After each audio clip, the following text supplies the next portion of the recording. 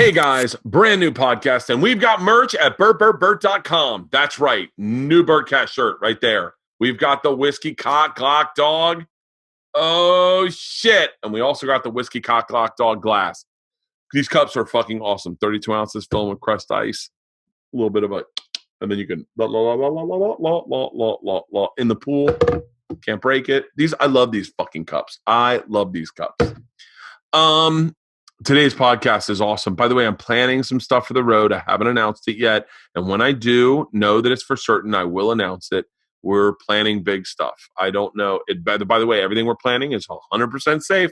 We'll see if it happens. You never know. Anyway, today's podcast is fucking awesome. Sometimes you're a fan of a guy from afar and you see him doing stuff and you're like, God, he's so talented. But you go, would we get along? Like, would we like each other? I checked out his podcast, Take Your Shoes Off, and I watched a couple episodes. One with Andrew Santino is fucking awesome. The guy, and then he like posted a thing that I loved about podcasters. We talk about that right up front. We talk about it, about how he gives a fuck about his podcast. I give a fuck about this podcast. I will tell you right now, I give a fuck about this podcast. So much so that we're building a new studio. We just threw a lucky penny in the foundation today. We're building a new studio. That new studio will be up and running. When we are out of quarantine, we will be over there shooting the new podcast. And we're going hard as fuck. I care about this podcast. So I love anyone who gives a shit about their podcast. I fell in love with this guy. He was on Undateable. I didn't really watch Undateable as much as I watched his YouTube series called The Sixth Lead. I think it was called The Sixth Lead. And it was something he did on set. And it was about him being kind of like the side guy and how to expand his story. It was really fucking well done. And it had me laughing out loud. Now, anyone who can make me laugh out loud by writing something, having a funny idea, writing it down, filming it, editing it, and putting it online, if you can do that and make me laugh, you are in my graces forever. I'm a ride or die for you because I know that you did that magic trick once. I know you can do it again. It's so fucking hard. No one really ever talks about how hard that is. I think we've talked about it a couple times on this podcast, and I've said it a lot. And the reason is I've written scripts, I've written ideas, I've had ideas, I've shot them. But very seldomly does your idea from inception turn out the way you want it to. And his did. And he did it himself. He directed it all himself. He wrote it all himself. He starred in it. He cast it. And it was all around Undateable, which was one of the shows he was on. He is an amazing actor. He really is an amazing actor. He's a fantastic comedian, and he is an amazing podcaster. And I was unsure how we were going to get along, and boy, we got along fucking awesome. We really did. I absolutely love this guy. He is so interesting. We talk about his diagnosis of autism. I think I'm saying that right. I hope that doesn't sound horrible, and how it was a revelation for him, and how he started seeing that his behavior was exactly who he is and how he needed to accept his behavior. And by the way, I have a lot of weird behaviors that I don't accept. And he called me out on them. For instance, we talked about if someone has bad breath, what are you supposed to do? Exactly what you're supposed to do. We talk about that. We talk about what I would do, and then we talk about what you're supposed to do. We have an absolutely fantastic conversation, a very open, honest, back and forth. That was probably, no lie, one of the more enjoyable podcasts I've done in quarantine. I'll tell you this much. I would say he performs better than I do in this podcast. I'm just open, and I think I might talk too much, but he performs better in this podcast than I do. It is a great fucking conversation. And by the way, he hit me up right after, and he's like, yo, I got those gummies for you if you want one. You can come by my house. I'll drop them out through the window. And I almost took him up on it, but I think I had to go for a bike ride with the girls or something. Or maybe I want to say I had a beer this night. I don't know. Doesn't matter. You're going to love him. Go see his podcast, Take Your Shoes Off. It's on YouTube. It's where you find podcasts.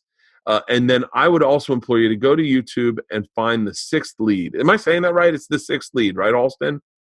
It's this short series he did based around him as an actor on Undateable. Is it The Sixth Lead? I'm almost positive. Halston's Googling it. By the way, do you like this hat? I'll tell you right now what hat I'd like to do. I'd like to do this hat for Bertcast. I'll tell you the real hat I want to do is, hold on. My hip hurts. I ran today. Yes, it's called the sixth lead. It is called the sixth lead. I'm still fat, everybody, and I think you just found out I'm bald. Anyway, look at this. Wouldn't that be a cool fucking hat? Like a visor? You know how hard it is to find visors like this? Hey, if anyone can help me find these big visors. I like these old school, like big visors. This one's dirty from our fucking dog. But if you can help me find those, I'd like to put some of those in production. Anyway, find his YouTube series, The Sixth Lead. It really is enjoyable. Check out his podcast, Take Your Shoes Off. Find him on social media, give him a follow, and that's it. You're going to love this conversation. Ladies and gentlemen, without further ado, Rick Glassman. He's the man, the myth, the legend, the fucking machine. Oh my God, I just fucking... What are you drinking, Rick? I have so many drinks here, my friend. I have a coffee, a water, and my green smoothie. Oh, wow. And I would love to talk about everything I put into this green smoothie, but I don't know how much time we have. I would love to talk to that. Are we recording, Halston? You good, Halston? Can I tell you, I was obsessed with green smoothies for a while, like literally obsessed. I would make myself sick to my stomach because I would put probably 9 stalks of kale in it, a green apple, and I have not like obsessive compulsive. I do have obsessive compulsiveness, but I have obsessive behaviors. Like I like to do things to the 10th degree. So for me, I'd party and over the week or whatever, and then I'd go, let's get healthy Monday morning. And I would put so much green shit, I'd feel sick to my stomach. And that's your problem. You thought that you could cheat the system by blending it. My girlfriend gave me some advice that I don't know if it's changed my life, but it's changed my smoothies. Never put anything in the blender that I wouldn't eat right now as is. The reason I put it in a blender is because I would never eat it. And now what are you doing with your green smoothies? You're not drinking them. I've stopped drinking them. Yeah, so I was putting in way too many nuts because it's like, it's like liquid now. I could shoot it. And then I put in a little, it's only green from a little bit of spinach. And then I have the collagen proteins, I have my hemp seeds, I have my bullshits, I have my water, my ice, and blah, blah, blah. Little bit, and now it's easy to drink. I feel good. And I don't know. I think that when you try and cheat the system, the smoothie doesn't lie. I've always wanted to cheat the system. That's the way I go by life. Is that real, or is that like a fun thing to say? No, you just said it. I'm copying you because as soon as you said it, you're trying to cheat the system. You're like, I said, that's exactly what I do. That's entirely what I do. What else have you cheated the system? I'm trying to cheat the system. I'm trying to cram health into one drink so that I can forgive my lifestyle. Okay. So when we drink a smoothie to cram in, we're not enjoying it. We're not wanting it. It's not going to happen. You know what I mean? Like, but it's not. But nothing's about. Okay, this is a really great place to start because nothing's about enjoying it. See, what I enjoy is really bad for me. Well, that's just perspective. That's because I like cocaine and whores and fighting. Like, okay, I also like Magic the Gathering and watching movies and jerking off. You know, like there's a lot of things you like. Yeah. but so I got on the treadmill today and I ran 5 miles. I don't enjoy that. But I do it because I feel like I'm working up. I'll give you a perfect example. Sometimes I go on bike rides with my daughters. Not technically because I enjoy it, because I don't want them to be whores. That's why. Because you don't want them to be whores? Right. So I go, I'm going to put these investments in now so that when they're later in life, they go, that's right, I had a good dad. I don't need this validation from this guy in the back of a car. So you think that girls that have sex with a lot of guys, it's because their dad didn't go on bike rides with them? Yeah, 100%. I think you're trying to cheat the system. I'm always, hold on one second. You hit the nail on the head within fucking 30 seconds. I'm right now, I'm eating these vitamin packs. They're called animal packs. I know they're super aggressive vitamins. And I'm eating them every single day chased by a granola bar because I'm cheating I mean, that's my whole makeup. What have you cheated the system in where you feel like up until this point it worked for you? Oh, my career. Yeah, I mean, I didn't go to school. I went to college for 6.5 years. I didn't fucking study. I didn't do anything. I just partied my balls off. That's And not then- cheating. And then Rolling Stone magazine discovered me, called me the number one party animal in the country. Hail Mary pass, I get a career. That's cheating the system. All right, we don't know each other. Okay. Right. Plus, not only are we meeting each other, we're doing it on this podcast. So I don't know how far down to go into this, but Go I deep. think- Go deep. I know enough. I know enough of you. First of all, I love the sixth lead. I loved it. I watched thank it you. from beginning to end. It was so fucking entertaining, and it was just something that came up into my feed, and I went, "Hey, what's this?" And I watched it beginning to end. I've watched your podcast. Thanks, man. And I ran into you at Starbucks the other day and With didn't say Moshe. hi. And I walked away and I went, I know him. And he went, that's Rick Glassman. I went, oh fuck, I should have said hi. I'm sorry. So I don't want to digress too much, but even if you didn't know who I was, we should always say hi. yeah, But whoever we were with, who were we with that day? you were with Moshe. I was with my girlfriend. Yeah, Moshe just started it off, and I went, oh, they must know each other from Temple. So my we didn't meet in Temple. I can't imagine he ever goes to Temple. I didn't even know he was Jewish until like a month ago, to be honest with you.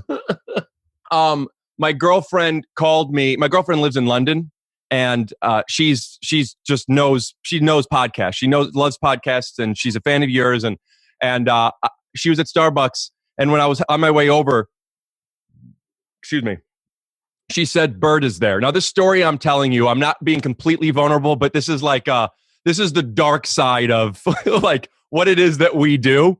When we were going there, she's like, Bert's there. And I thought to myself, in a completely transparent, superficial podcast way, I was like, ooh, maybe like, I wonder if, and then when I saw you with Moshe, I was like, oh, cool, there's an in, but I couldn't execute. I'm like, I could have these fantasies, but I can't as a kid, I didn't kiss a girl until right before I graduated high school. I was almost 18 before my first kiss. And I mean, like that kind of kiss. And my fantasies used to be, I want some guy to beat the shit. I mean, not really, I don't want her to get hurt, but like push her into a locker or, fight her. And then I could step in.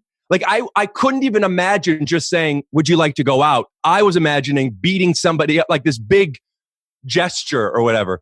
So when I was walking over to Starbucks, I remembered me in high school doing that because I was thinking that about maybe someone beats him up or, you know what I mean? Like it'll come on my podcast. I'm like, oh, Rick, this is what you hate about everything, Dude, I live in those fantasies. When I was a kid, I would bring my glove to baseball games, to pro games, and I would fantasize on the ride over.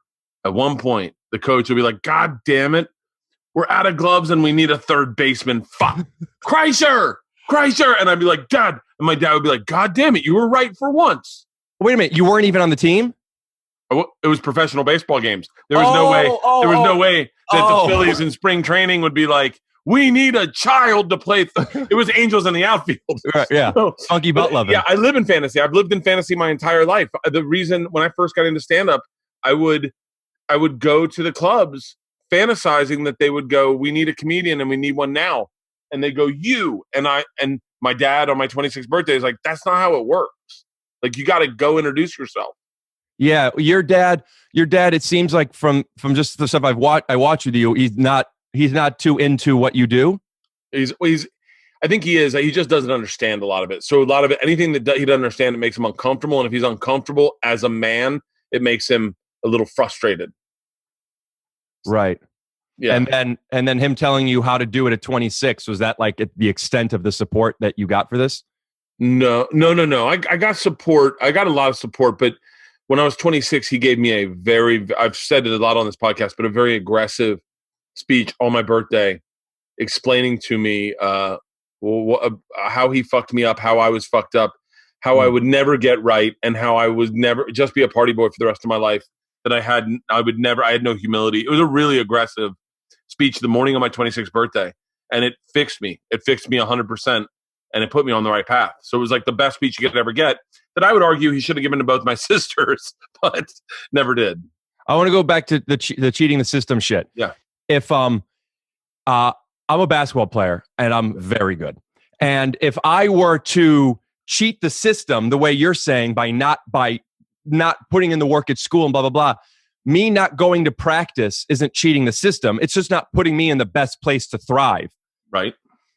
Some people don't practice that much and are still good. Cheating the system would be like taking steroids. Yeah. So I just think, you're being hard on yourself. I don't think you're cheating. I think you're just a lazy, lucky. Yeah. I'm a lazy, lucky person. No, I I'm just really kidding. believe that. I believe that. I am always looking for a quick fix. When it comes to health, at least 100% I'm looking for a quick fix. Oh, Like- right. That's why the smoothie. Yeah. So if you start enjoying, like, it seems like you found a way to enjoy fitness. You have turned it into a routine. Like I'm watching you on the treadmill, not because I'm watching you on the treadmill, but because you're being funny in your Insta stories. Mm-hmm. So for you, and I connect to this a lot, by finding some type of pleasure in something that is good for you, that's not cheating the system. That's finding a way to make it work. And the way to do that with a smoothie is make it taste good. Don't try and fucking get all your day's protein in there, and make it taste good. Yeah, I feel like I feel like everything I do, even like when like Tom Segura and I did a weight loss challenge like 3 years ago, and I didn't do it the right way. I just said I'll just run 13 miles a day, 15 miles a day, and not eat. And so much running. Oh yeah, I've got, but that's the way my brain works. My brain doesn't work in like a let's do this the right way. Like Tom just dieted and worked out and ate healthy and clean and didn't drink, and I just drank and then would punish myself in the mornings, and then I mean that's the way. I don't know why, but it's so funny. As soon as you said you're trying to cheat the system, I was like, yeah, that's it. But not like, if say with sports, it wasn't like with sports. Like sports, I always kind of was like, I always was like, put in the work. I get it. But with like health, I don't know why it's with health. I'm always looking for like, because it's boring. It's going to the gym and picking stuff up is boring. And anyone can do it. Yeah, I mean, I guess. I mean, but they don't. Yeah, but that's my thing. Anyone could do this. No. Yeah. You just tweeted the other day. And I agreed with it. I put a lot of work into my podcast. Like I put a lot of work into caring about an interview. Like giving. That's what I'm saying. You can't just, as anyone could put in work and make something. Yeah. But you said this the other day, and I may be misquoting you, or I may be reading way too into it. But you said, I'm not a fan of these. Let me just say what I feel, and then you tell me if this is what you meant to tweet. I'm not a fan of these big corporations coming in, taking a celebrity, stamping them, and go, podcaster, it's a hit, take off, we got you. That's not. Yeah, I mean, it's that is it, and that's not all it is. And I'm trying to check into myself, because why is this triggering me so much? But the other day, I've been getting. I get high, but I only do edibles. Smoking hurts my throat, and I found these edibles that just are the best. So I've just been. Please share. I'm looking for a quick fix. I'm not drinking. Keys is my favorite. I have them here because I was thinking I might want to pop one in. So towards the end, but I don't know. I don't like getting high when I just meet somebody. But these things brought to you by Caminos. The Wild Cherry Excite version. These are the type of high that like. I've been thinking like, oh, right, this is why you get high. Because smoking a joint does it for me, but it hurts. So I haven't found really edibles that really just get me 100%. I'm laughing. I'm enjoying everything. So I'm super high and just appreciative and laughing and loving everything. And then for whatever reason, I don't even remember what triggered it. It was probably something on Instagram or social somewhere. I'm seeing these podcasts and it just sounds bad. And it looks bad. And I spend so much time editing. I put in 30 hours a week doing too much that nobody noticed, putting in graphics and fun things and animations and bullshit. That's my obsessive shit. And I'm like, I have like 15, 16,000. I've like barely any followers. These people have television shows. Just fucking work. Do something. I am reaching out to people on American Idol and interviewing them so I could find out how they're doing their live broadcasts, the way it looks so good. And these people are putting on where they have it on Zoom, and they don't even have anything downloaded, separate audio, so there's no mixing. And and they're getting like 800,000 views, and there's where I'm being triggered. I work my ass off, and this also, who gives a fuck about your audition process from 6 years ago on a story that you told 9 times? It's not interesting. I'm hot, and I want to. And it doesn't matter. But I'm like, I was livid, and now I'm seeing all these people. All these people that used to not want to do TV, and then they started doing TV, and then they started doing commercials, and now I'm in a pandemic. I better get my old castmate and talk about how much I fucking come for an hour, and they're on the new and noteworthy, and it's like my podcast is the fucking ice. I'm losing $800 a week on this thing. I'm in a 1-bedroom. Figure it out. And then I tweeted it and I don't like speaking badly about people, and it's not even a moral I'm better than that thing. It's I'm afraid that it's going to get to them and it's not going to be my exact words. Yeah. So my grandma said, never say last names on a bus. Well, I'll tell you something. When I was single, and I would have girls over sometimes, and they would leave, and if I were to call a friend or something, I would whisper for another half hour in case their ghost was still in the room or something. I'm just paranoid about it. So I tweeted that, and I was so scared, like I don't want to mention any names, but all of them. Try. I know it's a podcast. Oh, it's a podcast. There's a new one every week. Who cares? I care. Yeah. I care too. I cared so much. When I first started this podcast, Rick, I put so much effort into it. I used to do reads where I would make them like Adam Sandler sketches. We know, like we do with his audios. My first one I did was Paul Revere going through a village. So I got all the audio fills of a horse in the night and running through the woods. The British are coming. And I did all the voices. It would take me hours upon hours. The British are coming. The British are coming. Have they told you about 4 hymns? And the guy's like, no, 4 hymns. What's that? And he goes, 66% of men lose their hair by the age of 35. I'm not losing more hair. And I turn it into a sketch, right? Yeah. No one gave a fuck. No one. I mean, people would email me and go, hey, man, I hope you're not wasting your time on these, because I skipped through them. And I was like, I thought I had cracked the code. I would bring advertising to the next level, and I would do these sketches. I'd announce tour dates, and no one gave a fuck. And then all of a sudden, Katie Couric got a podcast, or I don't even know if it was her or Jane Pauley or one of those people. And I remember seeing top of the podcast list, and I listened, and it was her talking on the phone to Benjamin Netanyahu.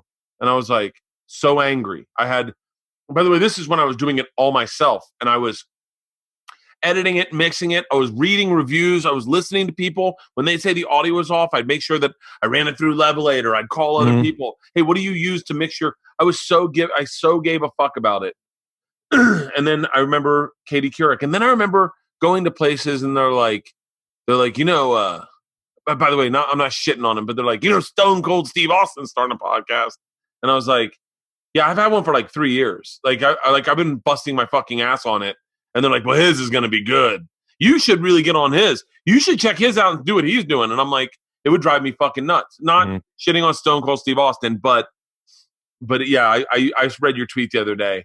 I can't say despise, because you're right, don't talk shit, but those big companies that come in and just start placing that 70 stars or whatever into fucking podcasts used to outrage me. Like outrage. And you know what? I mean, when you look at intention, it's like, yeah, I guess. I mean, there's a platform, they want to do something, sure. Yeah. But like, do it. Mm-hmm. The balls it takes to go sit on a couch and be like, what are you guys going to talk about? I don't know. We'll just like whatever. Some people can do that. You know, like D'Elia, for whatever reason, he sits in front of a computer for an hour and he has that thing, but he's like developed that thing. You can't just sit down and then talk and not be a funny or interesting person and then just be like, I have a following. And then what really pisses me off is, yes, you can, you know, like, and they'll kill it. Yeah. You know, they'll do great. And that's where it's obviously my own thing, where I'm just a little like, oh man, I work so hard, and it is what it is. And, you know, I never felt that way about stand-up. I'm like, I've been doing stand-up for 12 years. All of my peers have at least one special, and I'm just like, I have my puppet on stage and being fucking weird. I haven't like figured out a way to crack it yet, but I'm like, I will. How old were you? How far into stand-up were you when Undateable kind of took over Montreal? I started doing Undateable. I booked Undateable and Montreal within a month of each other in 2012. So I've been doing it for 5 years. Okay. Don't get me wrong. I love my stand-up. I'm great. I really for maybe 2 years now I could say that. But for the first 10 years I was weird, and people still remember me that way. And it's like, oh, Rick's the guy that falls asleep on stage, or blah blah blah blah blah, right? Mm-hmm. And I have no resentment, no entitlement. It'll happen. But for whatever reason, this podcast, I worked so hard on it, and I think my podcast is so great. And then I hate that we're recording right now, because there's just some, and they're great people. They're great, and they're great. They're very funny. Oh, okay. And now I'm just cutting myself. But let me watch this. I'm watching 6 podcasts a week, and I'm fuming. Just cut out the spikes. There's pause. Just cut it. Pay someone $50 and mix it. Yeah. Anyway, I'm sorry. No. I saw that tweet last week, and I was very I connected with it. But here's the thing: is that in you saying that, I even remember is that I was blessed enough to have a podcast when no one was listening to podcasts. So I got the opportunity to do a really shitty podcast for like 4 years, and not know what it was. And then, I mean, I would bring in people and then do no research, or do very minimal research. I mean, I still do very minimal research, only because I don't want it to be Mark Maron. I don't want it to be an interview. I want it to be a conversation about that two people have. And I'm curious. I'm a curious person by nature, but I brought in a mixed martial artist one time, thinking he was a different mixed martial artist. And I did an entire interview with him, asking him questions that he would just be like, I never been to Brazil. And I was like, oh, that's odd. I was like, I wonder why he's being so humble. He's the jiu-jitsu champion. It's nice to not look up stuff, because when I look up stuff, I feel the need to prove that I know something. And I'd be too scared to say, I feel like I'm supposed to know that you have 2 sisters, but I don't know for sure. So, but I can't say, how many siblings do you have? Because I should know that. And now I'm in my head and I'm worried. So I just go, listen, I don't know anything. That's not what I mean. It's just like, but you have things to talk about. Like you have a full band come out to the pool. Like, that's not cheating the system. That's just using it. Oh yeah. But the cheat in the system is that I have disposable income to be able to spend $1,200 to get a band to come into my backyard for bullshit. And so if it doesn't work, it doesn't break my bank. Yeah. But at the same time, if it works, everyone's like, God, that was brilliant. And you're like, not really. It was just I just could afford That's nice. But everyone you find assets. Here's my producer. I have him always next to me. You find ways. But podcast culture has made me feel, and I think I'm okay with it, but it's when I have to check into myself, has made me feel like high school-ish, in a way that, like, I'm scared, like other people I'm scared to ask to do the podcast, Really? I never, I've asked Rogan once, and I'll never ask him again. Like, I'm always shocked at the audacity of people asking Joe to do their podcast. Like, when I hear people backstage at the store and they're like, hey Joe, I got a podcast, man. I'd love to get on. And I just go, that's another busiest level man in the fucking world. Like, why would you ever? Like, I asked him one time, a long time ago, probably 6 years ago, and he was like, yeah, or we could just do my podcast and millions of people could hear it. And I was like, let's just do that. He was like, yeah, for our time, it would be wiser to do my podcast and then talk about your podcast as opposed to just doing your podcast. So I was like, good call. And in my way, I heard that as I don't know what he meant by it, and I don't want to read into it. But truthfully, I heard, I don't want to do your podcast. I don't want to do anyone's podcast, to be honest with you. I wish you hadn't asked me. How about you just do mine? You know what I mean? Mm-hmm. So I just was like, cool. I got the note, like, in my head. But man, I see guys asking that shitty Joe, and I'm like, God, that blows me up my mind. I don't want to ask my friend. I do, but when I was first starting, I was scared to ask friends. Really? Friends that have big podcasts. Yeah. Like who? Like Uh, Talia?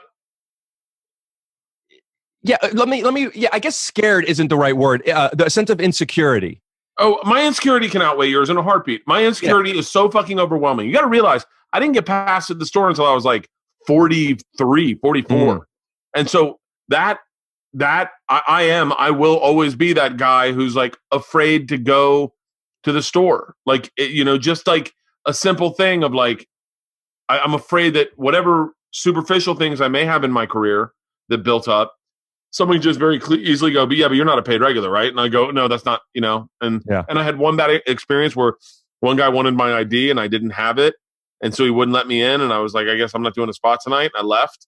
So yeah, dude, I'm riddled with insecurities.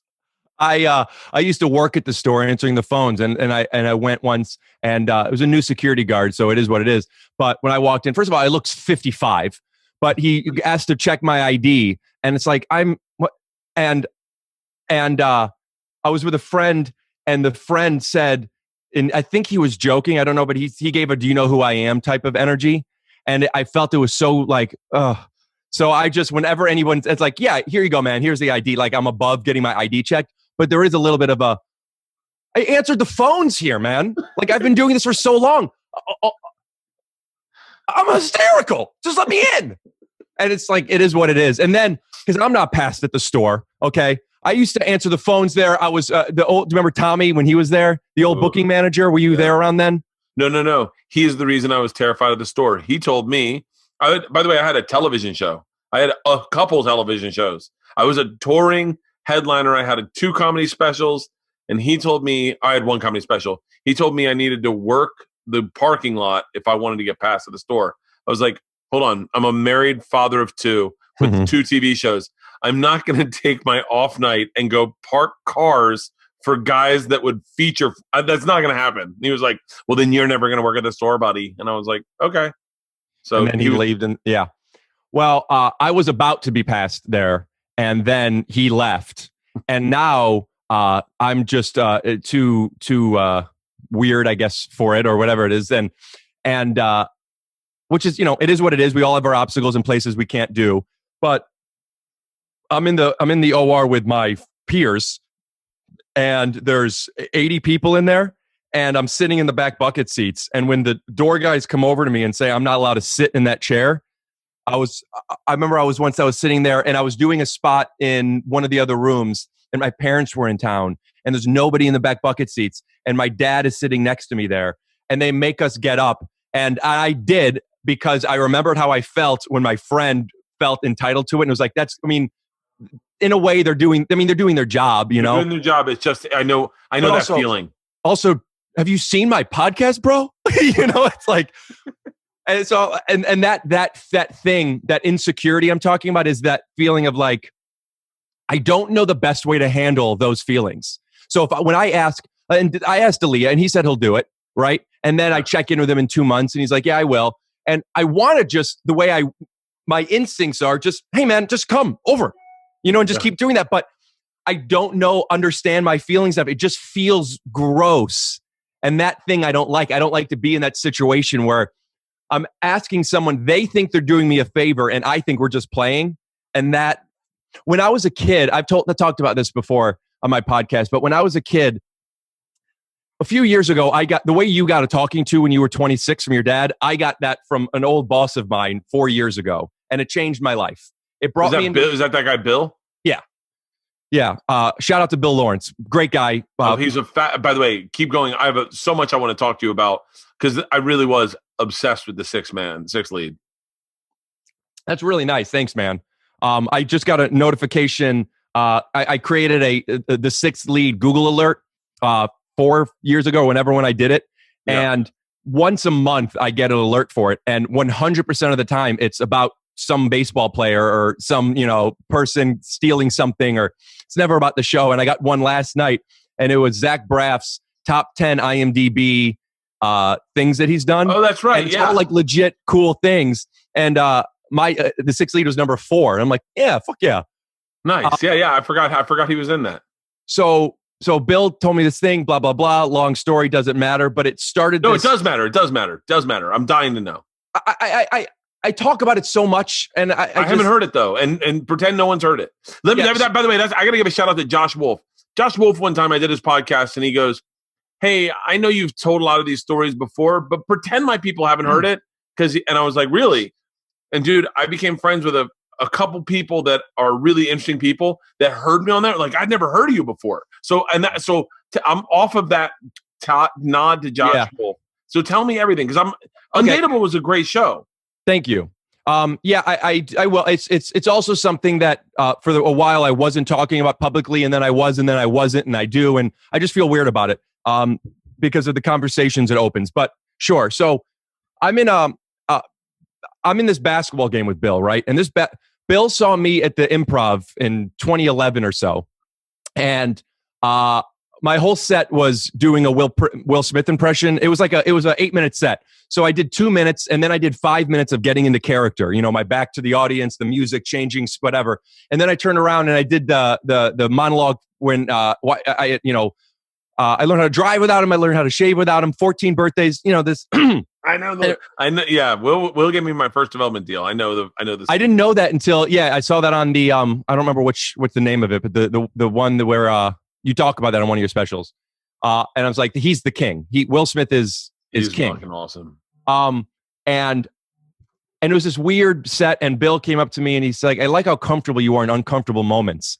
And I remember thinking, what was the uncomfortable moment? Like, I thought that was hysterical. I thought it was great. And also, like, by the way, I do that monologue well. Like, I get there. It's like good. I'm like, look what I could do, you know? But he started talking about basketball. I got in his basketball game. 8 months into his basketball game, he sent me an email. It was me and Brent Morin at the time. We were both in this game. And he said, do you want to, who are your agents? Would you like to audition for the show Undateable I'm doing? And at the time, I didn't have any agents or anything. And that was my break into everything. And cut to a year later, Undateable comes out. 3 years it's on the air, and another year and a half it's off the air. So I'm in this basketball game with this guy and these guys for 5+ years. Some of them are writers on Undateable. I know them all. We're all buddies. And I got an email from him saying, hey, man, some of the guys, he did it very well and different than this, but it was basically some of the guys that have been in this game for like 20 some years don't like playing when you're there. And some of them don't come when you're there. Now, this is my game. I'm not going to kick you out. I do think it's good if you stay away for a few weeks. And here's the reasons. And he gave me a list. I'm just, I grew up playing basketball. Sounds fucking awesome. When I started playing basketball, I was this nerdy, weird, Magic the Gathering, annoying, had no friends kid. And then all of a sudden I started playing basketball, and then I got good at basketball, and then I became confident, and I had value, or I felt I did in this specific way. Yeah. We got Glassman, we got Glassman. I don't know if anything gets me harder than hearing that thing. Like you walk into a gym and like they know who I am and they want me they'll play with me. So I play to show people I'm the best, whether I am or not. I just go, now I'm in this game with 50-year-old comedy writers, and I'm stepping over them, and I'm bodying them up, and I'm setting hard picks, and fucking gut, and I'm yelling, and they just want to get away from their kids for a little bit. And so you're just too much, Rick. And incidentally, I'm in a poker game with AJ happened to be in this game. There was this guy that we met through Undateable, and we became friends. And 2 days before that email, I got kicked out of a poker game because I'm too aggressive, and I'm talking shit to people and I am very aware of myself now. I'm being hysterical, but some people are just play. Yeah. I was annoying. I'm annoying. So I get kicked out of a poker game. I get kicked out of a basketball game. Meanwhile, I think everybody wants me around, and nobody does.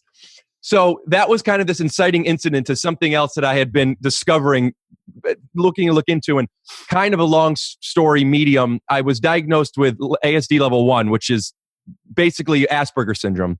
And I found out that this thing that I'm already feeling insecure talking too much about this, but No. This is, by the way, this dials so quickly into me. Keep going. Okay. So I found out I had autism. I was so excited because when I was a kid, I had to go into the learning disabled class, and then I had to go to the special class, and then I had to go to the special school, and I had different medications and different diagnoses and all these things, and then I get this diagnosis, and it's like, oh yeah, okay, perfect. I'm really good at memorizing numbers. Maybe I have like superpowers in another way, right? Yeah. So now I'm walking around like I got autism, and I'm the best. And then it started getting weird because people were like, no, you don't, or this is what autism is. And then I found myself explaining to people what it was and being defensive and having to give examples of the way I was as a kid and what it means as an adult and all the different blah, blah, blah, blah, blah. And it started to like gross me out, and I stopped talking about it. So what that did for me is that made me feel that I can't talk about it on stage, which really made me like not present with things. And then I got in this big depression because my whole life I've been this funny, charming, people like me around guy. And then I found out, no, I'm not. And I was wrong. And this is what I was talking about before. I remember when I was a kid, I used to call my buddy David every week. Every week I would call him and ask him to play. And every week there would be a different excuse. Bro, sometimes I would ask, when he blamed it on his mom, I would have my mom talk to his mom. Looking back, I now know that he had to tell his mom to lie to my mom. I never took the hint. You know what I'm saying? Yeah. I just thought, oh, he has a stomach ache again or whatever. So now I'm in my 30s and I'm going back in my life and realizing this filter that is off. How many times, oh, fuck, that's so sad. That's what I'm saying. I don't want to keep asking people. I can't pick up on these cues necessarily. So I start calculating things, and my instincts that are so good and so aware, I'm wrong. So now I'm calculating, am I being too much? I remember when I first realized this, I was talking to a friend, and she was telling me a story, and I just wasn't connecting. And I said, I'm sorry, what's your point? And then she told me her point and kind of concluded the story right away. And that was right when I was learning this stuff, and I realized something changed. So I asked her, and she's like, yeah, what's your point? It seemed like you weren't interested. And in my head, I'm thinking, I am interested. I just need to know the thesis of this so I could follow along.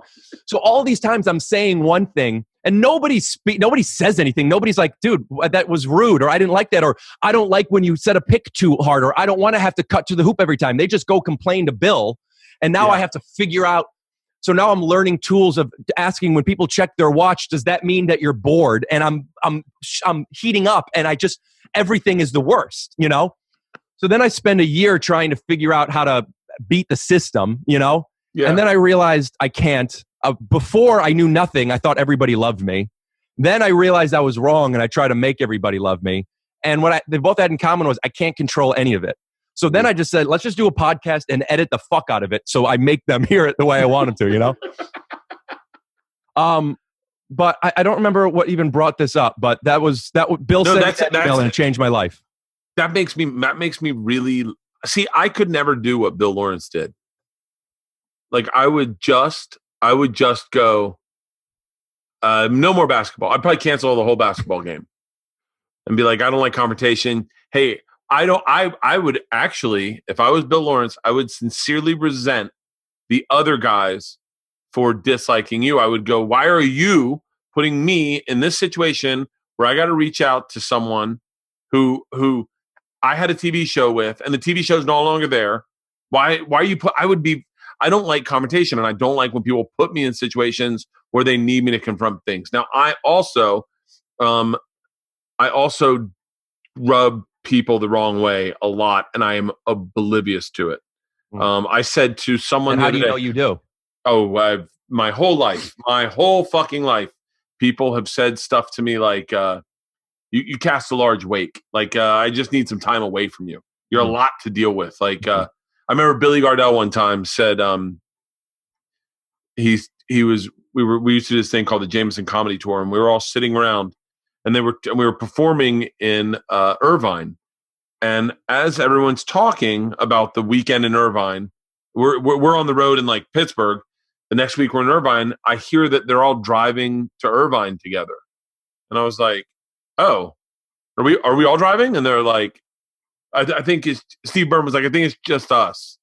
I was like, there was 4 of us on the tour. I go, the 3 of you guys are driving down, and I'm driving by myself. And they're like, well, yeah, because we're gonna do dinner at Billy's house every night. And I was like, oh. And then I went up to Billy. I felt even telling this story, I feel horrible. Like I felt like I don't like not being included. It's like my biggest. The reason I cannot drink this whole pandemic is because there's no FOMO. I don't feel like I'm missing something, so I don't care. Like no one is hanging out, so I don't like. I have hardcore FOMO. So I went up to Billy Gardell and I was like, "Hey man, I'm just curious. Is everyone's going to your house? Did you like forget to invite me or something?" And he went, "I can't have you at my house." And I said, "Why?" And he goes, I got a kid, man." And I went, "I have 2 kids." And he was like, "Yeah, but my wife's not like your wife. Like I can't have you come in and take your dick out, and then everyone's like fucking your shirts off and you're cursing and you're drunk." And I'm like, "Billy, I can also be like a regular person." And he goes, "I've never seen it." Yeah. I go, "But yeah, but we're only on the road together." And he was like, "You can behave." And I was like, I was so upset by that because I was like, wait, who do you think I am? But I think people see me in one way and don't realize I'm also like a dad, and I can go in and buy a house, and I can I can behave. It hurt. And then I ended up going to their house, and I didn't even have a good time because I was so like and manufacturing yourself. Yeah, and what's really wrong with me is like I don't know what I do sometimes. So like, perfect example is like I remember I went like I perfect example is when I went to Billy's, I went to the bathroom, and then I don't even know, like I just pissed, and then I'm like, did I piss on their toilet? Like I don't know. And then they see that and they're like, God damn it, he pissed all over. Like I went to someone's house for a Christmas party one time and I shit in their toilet. Like I don't know that you can't do that. Like you can't go to someone's house and take a shit there. Why can't you do that? Apparently you can't. And I went to this house. That's on them. That's where it's tough. That's on them. Well, I broke their toilet. Like they had to have a plumber come out because I took a shit. And like it got around that like Bert shit in the toilet. And then I go to people's houses and they're like, hey man, back easy, okay? Watch what this guy eats. And then you're like, I'm like a little bit of a bull in the china shop. So when you go like Bill sent me that letter, I go, oh, I bet there's so many people that wrote that letter. And then they were like, I'm just going to cancel the basketball game altogether. I don't want Bert to be. So here's my thoughts on what you said. Also, I want to acknowledge what you said, and my eyes got a little watery during that. I connect with that so much of wanting to be included and not knowing why you're not. And then what could I do to fix this? And when you said you're afraid of confrontation or you don't want to have it, there's this, like, I feel like confrontation has bad PR. And like confrontation doesn't mean fuck you, no fuck you. It just means establishing and communicating boundaries. And a real good, my intention about this is not meaning to plug the podcast, but my podcast is called Take Your Shoes Off. And the reason it is because I have so many things. I have so many rules, and I've been living in a pandemic since I was 4. There just wasn't a pandemic, you know? Like, yeah. I wash your hands when you come in, and you can't wear outdoor clothes on my couch, and I give friends shorts, and it's obnoxious. But it is hold on. You can't wear outdoor clothes on your... I don't do, if we went to the AMC, right? Also, I love AMC. I don't mean because that's a bad theater. That's just one I go to. So I'm so sorry, AMC. But, it's gross. The chairs are, everyone's just gross. And we're going to come over and we're going to sit on my couch where I'm sitting on my shorts that then go into my bed. No, you're out of your mind. So there's so many rules to either where I have to have people come over and I have to explain these rules to them. And this is when I've all learned about why I'm so annoying.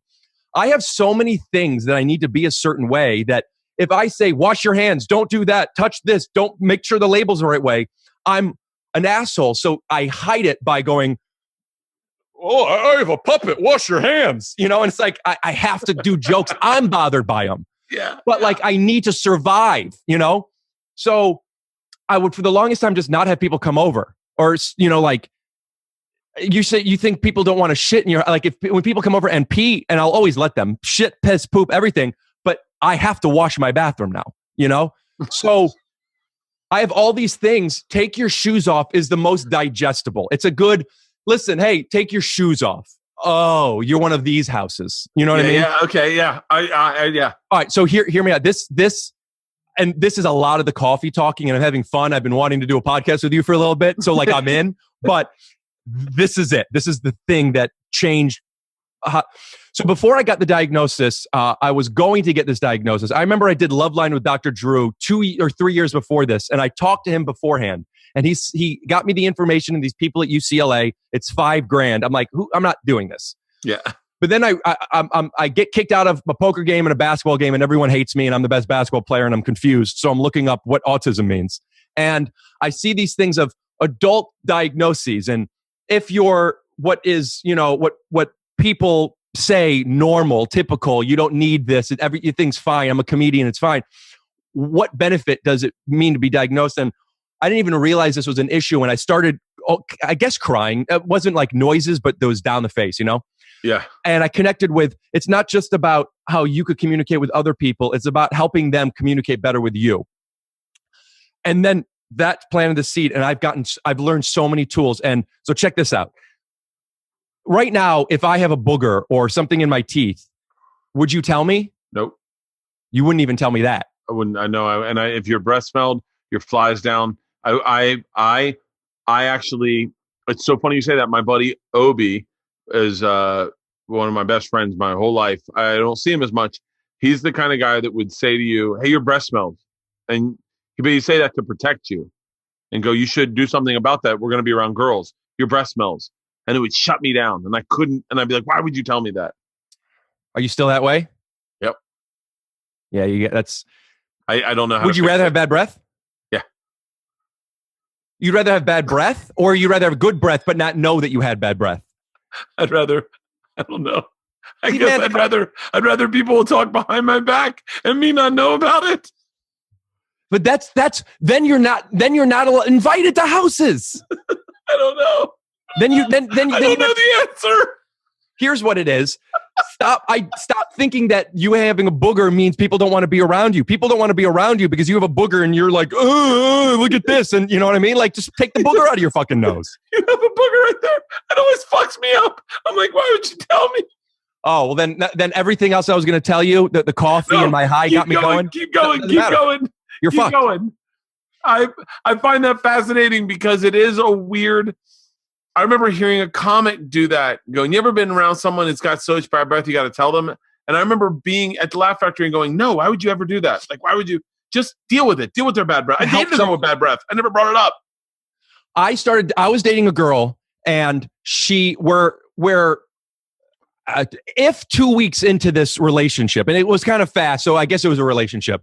If we're 2 weeks in, we're in bed making out, and her perfume was, in the most political way I could say this, just too much, right? And I'm kissing her, and all of these thoughts happen in a second because I've done these calculations so many times, I weigh it out. And here's what it was. This smell is too sensitive for me. I can't deal with it. So here are my options. Be kissing her and not enjoy it, not be present, and eventually develop a resentment, or tell her that this has to stop, and this has to stop now. The first, I didn't want to stop seeing her, so I didn't have a choice anymore. So, and then I was thinking, what would I was thinking if I were to ask a therapist and blah, blah, blah. And ultimately it was just like, Rick, just communicate as directly as possible. And here's what it was. Hey, I think that you're, I think that you're beautiful, and your perfume, it is a really good scent. I'm hypersensitive to sounds and smells, and I hate to say this, it's just a little too much. You can't do it. We can't do it if we're going to kiss and stuff. She goes, oh, okay. And here's the trick. And here's what I wanted to tell you. And maybe this will work, although I think it won't anymore.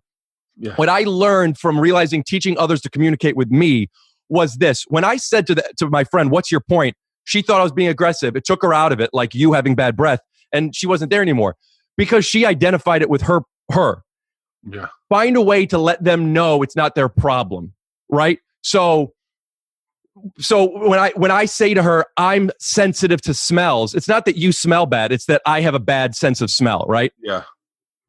So I'll tell people, I tell girls I'm in a relationship now, and I think this is the one, and I say that because I'm scared, like, I'm sorry, Betty, I know you're going to watch this, but before you, when I was very young, and I would date every girl in the world, and on first dates, I would say to them, sometimes I could be a lot And I would get high. We would get high a lot. That was kind of, you get high and you walk around and you joke and shit.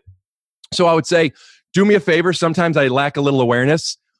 Give me the benefit of the doubt one time. If I'm being a little much, I got no ego with this. Just say, Rick, you're too loud. Rick, you're too much. Stop. This is embarrassing. I'm whatever you're feeling, just tell me and give me. And if I do it a second time, then walk away. But just like, you need to let me know. Yeah. And I've told that to my friends and my and now people will just say, hey, like my girlfriend just goes like this. Shh.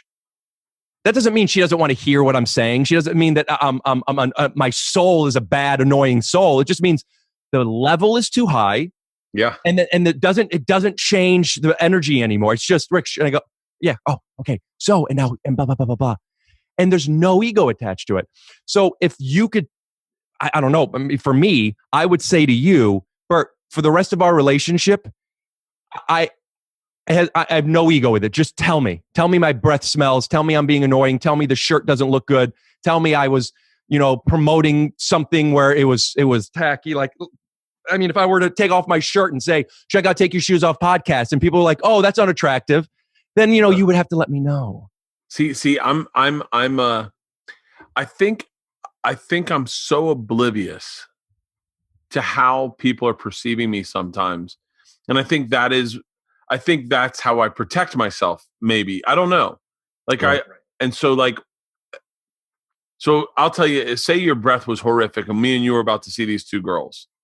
And I was how are their, like, do they have big racks, really hot, blonde hair, perfect, really perfect. Both of them are blonde?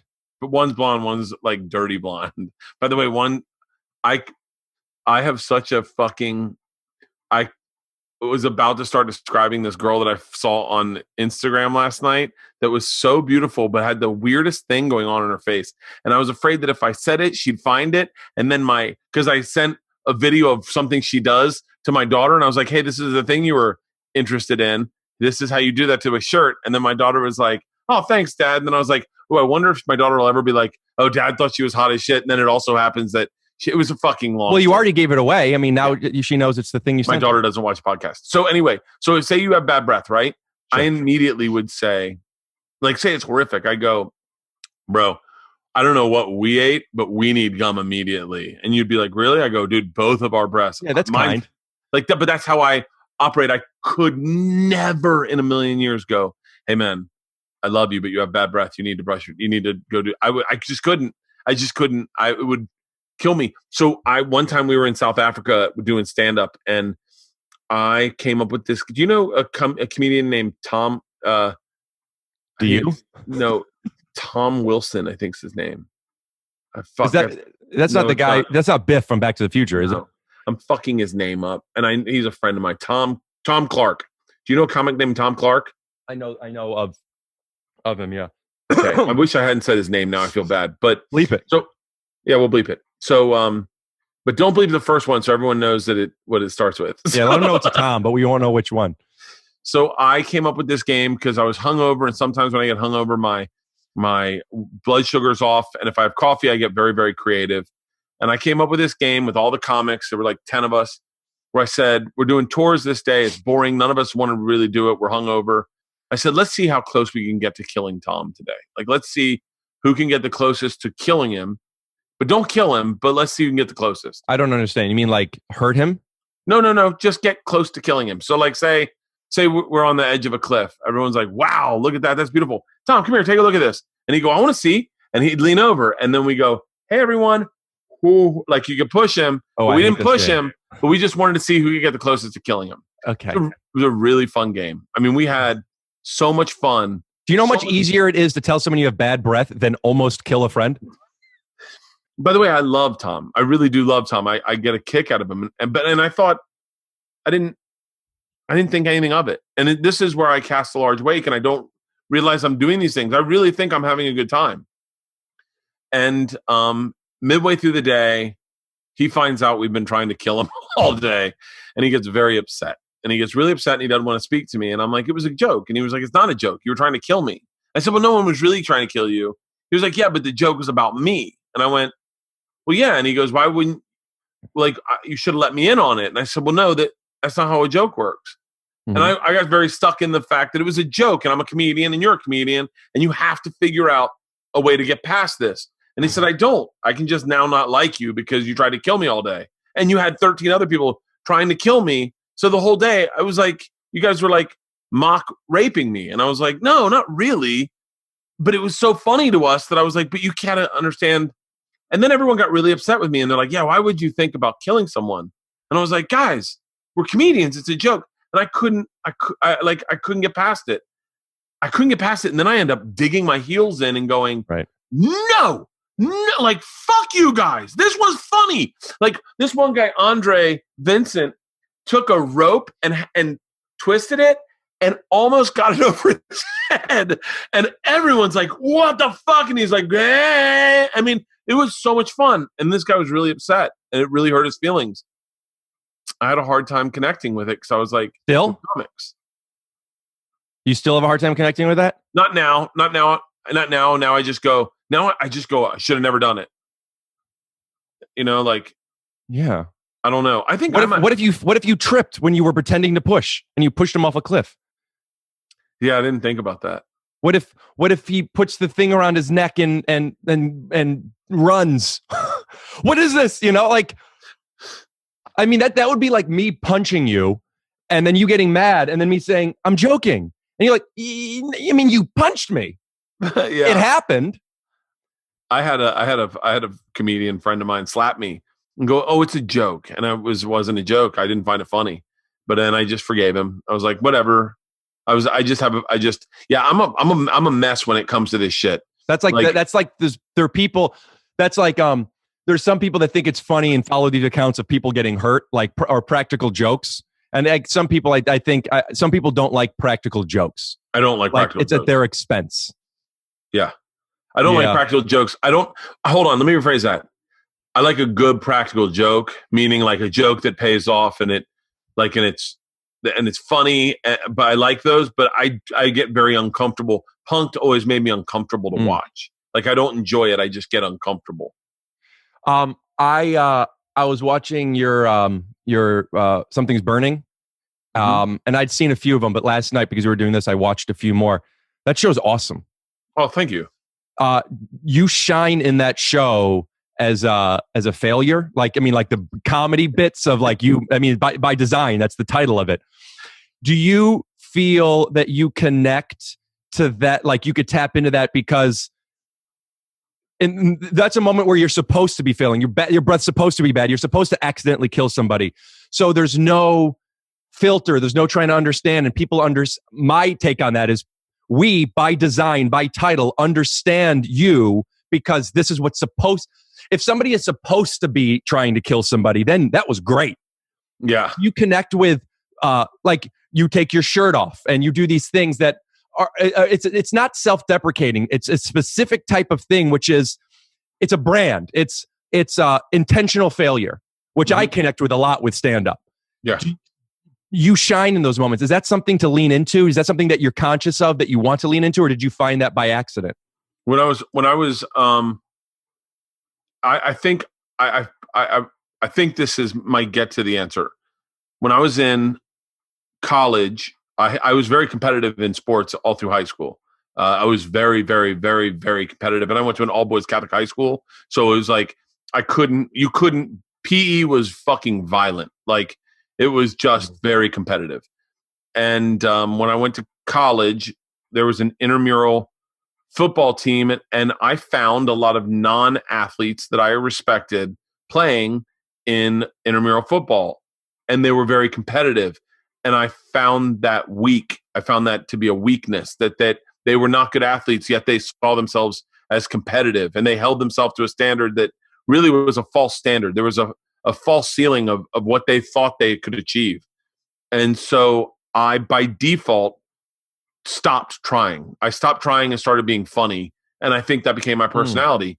And I remember playing intramural softball. And my buddy Jeff Hartley said, "Why do you not give a fuck?"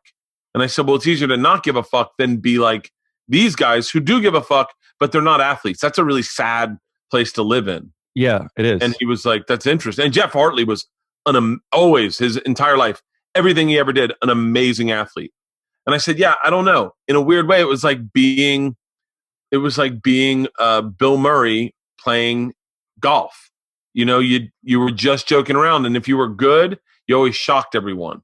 And so, oh, I thought you were saying it's sad. So you didn't have expectation of yourself, or you actually weren't trying. I would not try. And then when I did try and I succeeded, or I did something that someone didn't expect, and I put forth a tad bit of effort, they'd be like, what the fuck? When did Bert learn how to swing a bat? And then someone would go, oh, he got recruited to play at like a few different colleges. And they're like, wait, what? He's been fucking around out there. Like he caught a ball behind his back, joking, oh, he can really play? And you're like, oh yeah, he actually is an athlete. And so yeah. I think trying to cheat the system. Yeah. I didn't want people to see me out there trying, because if I thought there was a sadness in trying, you know? Do you still feel that way? Yeah, I definitely do. Like I look at comics who I am so fucking obsessed with stand-up, it's unreal. Like if we pivoted and we just talked about the way I look at an hour special and the standards I hold for an hour special and the way I see it structured and the way I see comedy and how someone should work towards and what people should work towards, you would almost think not only was I obnoxious and an elitist, but you'd go, fuck, dude, care less. I think but I don't share that with people. I just want them to think I take my shirt off and I tell the same story every night. I just want them to think that, because then when it is good, people go, oh, wow. Actually, Bert, like one of my best compliments I ever got was David Letterman saying, I watched this guy, he took it off, and I was like, what the fuck? And then like 30 minutes later, I was like, I don't even care that his shirt's off. He's a really good stand-up. And I went, that's everything I want. I don't want you to think that like I'm trying. Because I think, do you ever see those guys that are like so obsessed with their act and they're just not that good? And but you're mistaken trying with lack of self-awareness. Like, but remember, I'm somewhat tethered to a lack of self-awareness. Like I'm somewhat tethered to the fact that I don't know how people are reading me. That makes sense. I think sometimes I just was like, it was safer for me to be. I love the term, and it's interesting that you were in you played Harold Ramis, but like I love the term Cinderella story. It's my favorite thing in the world. I love it more than anything. What does that have to do with Harold Ramis? It was Cinderella story came out of Caddyshack. That's Bill Murray. Cinderella story comes from out of really? nowhere. I didn't know that. Yeah, comes from out of nowhere. Every line in that movie is fucking genius that Bill Murray delivers. He says, on your deathbed, you will get complete and total awareness, which is like the last thing you'd ever want on your fucking deathbed. Complete and total awareness, like of conscious. Like you just want to go peacefully as opposed to, oh, fuck, I'm dying. Like, but Cinderella story is like something I have hooked onto because I just go, you ever see the guy in the audition room who's taking it too serious and you're like, that's not who's going to book it. Yeah. I mean, I don't know if this makes for good conversation, like to debate something like this, but I so connect with what you're saying, especially when you see people doing it and knowing like me, like, is that what I'm doing? I don't want to be like what I'm seeing them do, but people that take it too seriously, let me start over. I am so attracted to people who try. It's the people that are trying and not necessarily being the best, but think they're so great. I mean, going and watching somebody audition and they're taking it too seriously, that's just them not being aware of the situation. Yeah. But like, you should still try, learn your lines, practice 100%. Find your jokes.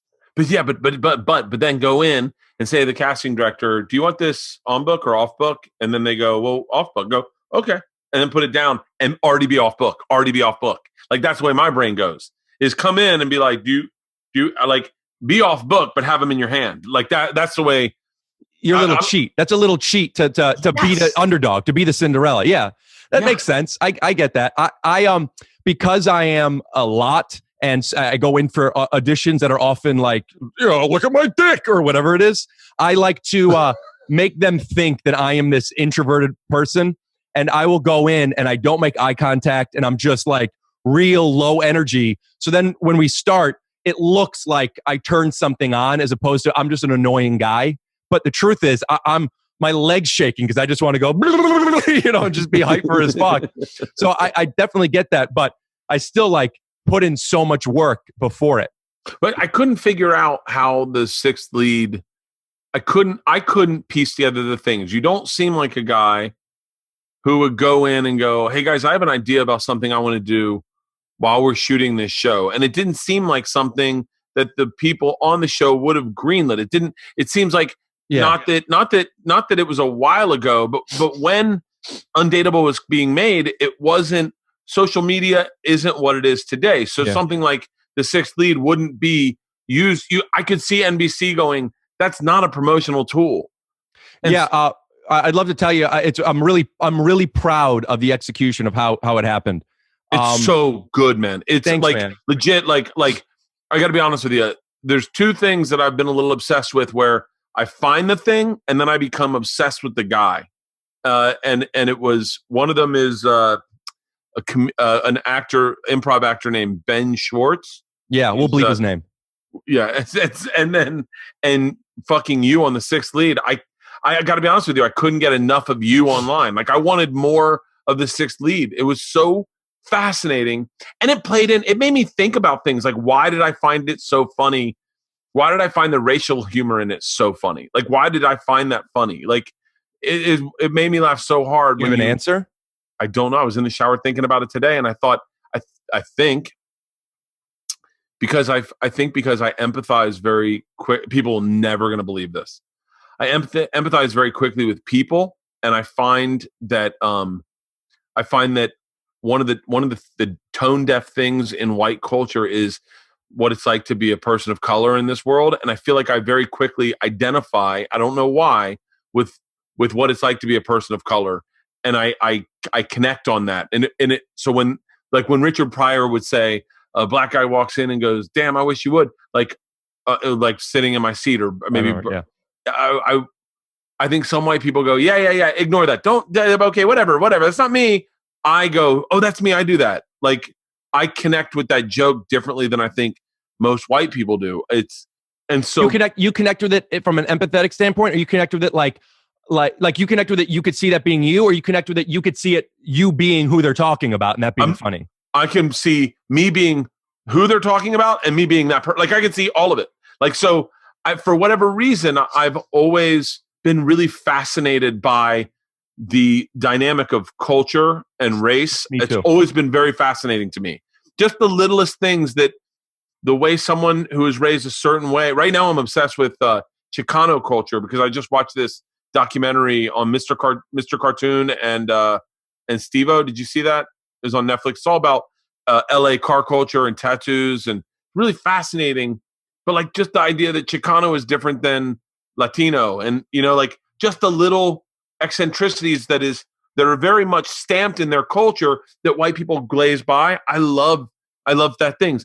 But it was the hardest I laughed was when you thought the black guy was a different black guy. I laughed so fucking hard. What I love about it is not the same as you of the nuance of it. What I love about it is the math of why the thing itself that exists. I'm not talking about racist or homophobia. I'm talking about the things that black people are different than white people. Women are different than men. They are. Yeah. But we have to say, no, they're not. And the math and the puzzles of being able to acknowledge the thing that exists without people projecting my point of view on it. So just showing the thing and letting it be. And, Jewish people could talk about Jewish people. Well, Jewish people could be anti-Semitic, but they're allowed to. So finding cheats and hacks and ways to be able to we all know that this thing, for better or worse. And that when I love watching black comedians talk about culture because it's just, they're free and it's the funnest stuff. And I'm not saying I should be allowed to, it's just, I'm not. So finding, but I know these things are funny. Why can't I talk about certain things? Anyway, that doesn't matter. No, it does. It does. I do understand because I spent the first probably 12 years of my career trying to crack that code of I wanted to talk about that stuff. And it wasn't until I, in a really sad way, just went, that's never going to pay my bills. Like, I'm never going to be that guy that I just gave up on it and went, what am I interested in also is me. Let's just tell stories about me. Let's sell the brand, as opposed to like, there are so many things that I just found.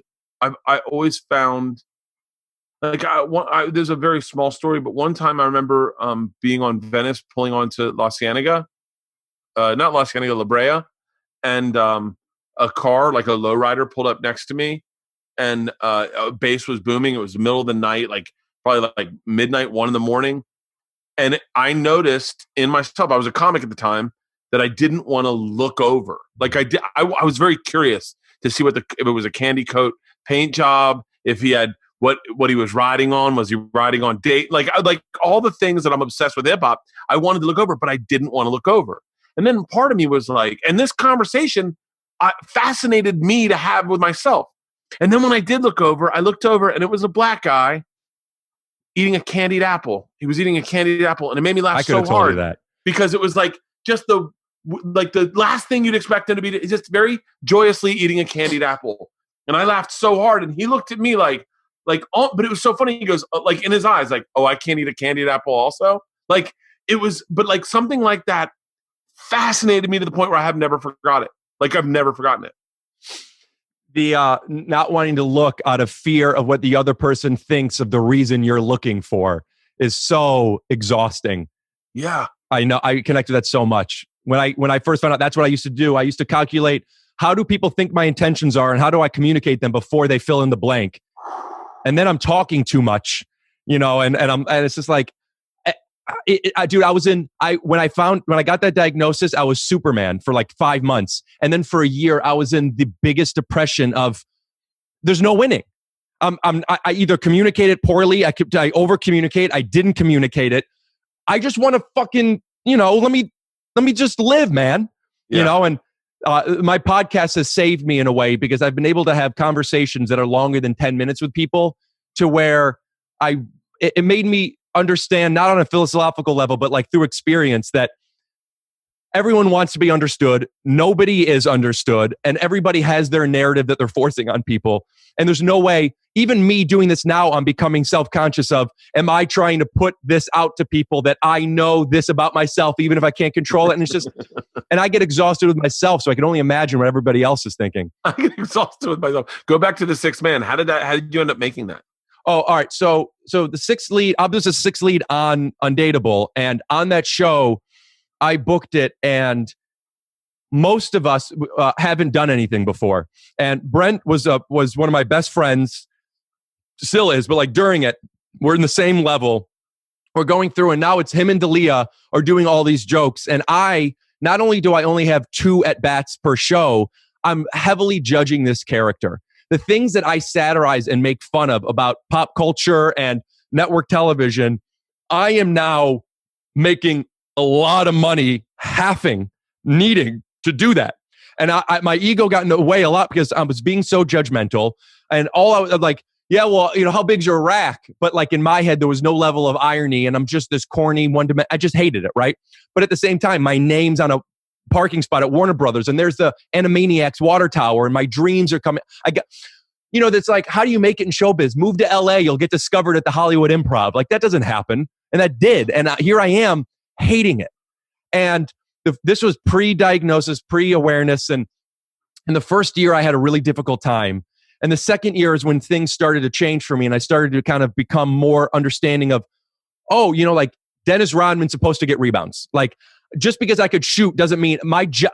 I didn't understand that I have a job. This is my dream. No, I have a job, and my job is to come in there and be the annoying guy to let other people have their jokes.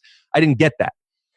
And then I started to get it, and then I would see my friends doing it, and I became a little aware of it. And with that awareness, it offered me a perspective of where I was able to see myself and how pathetic this point of view that I had was.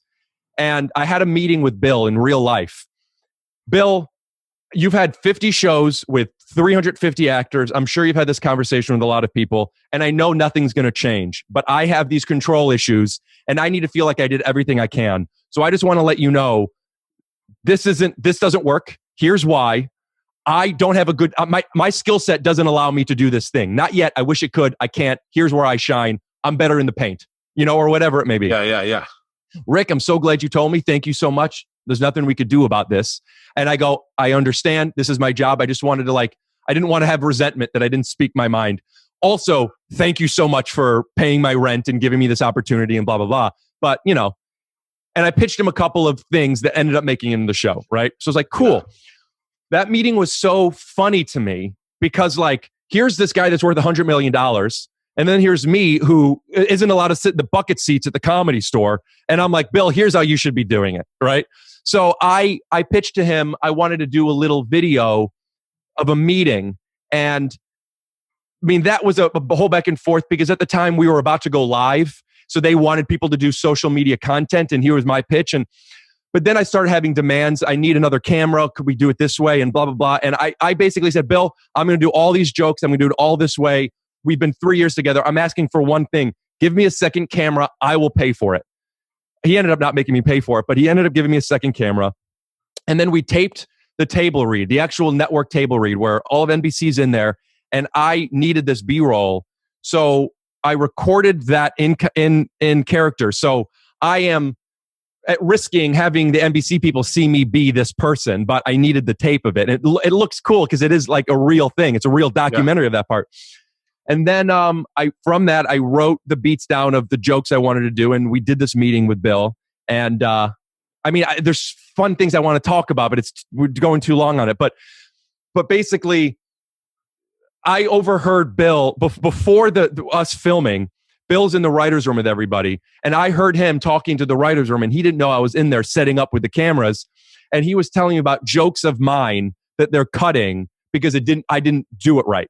And so did it better in Scrubs. That they use jokes sometimes when it's just like a small character, they reuse them. Bill didn't know I heard it. So we're doing our meeting and doing the jokes and then I end up saying that thing to Bill and he got hot and red. And then that started a real conversation. And with it, then we started hitting the beats and Bill performed it great because it was all very real. Yeah. And it came together great. And that was a very cool, something that I realized, and I've used it since what am I doing? Podcasts and sketches and whatever. But I want to be a director. And something I learned was people's ability to perform is not just their raw potential. It's them being comfortable or them being present, not comfortable, having them be there. So there are cheats of getting people involved and starting things before they start. And it ended up coming together really well. And Bill liked it. And he said, do you want to do more?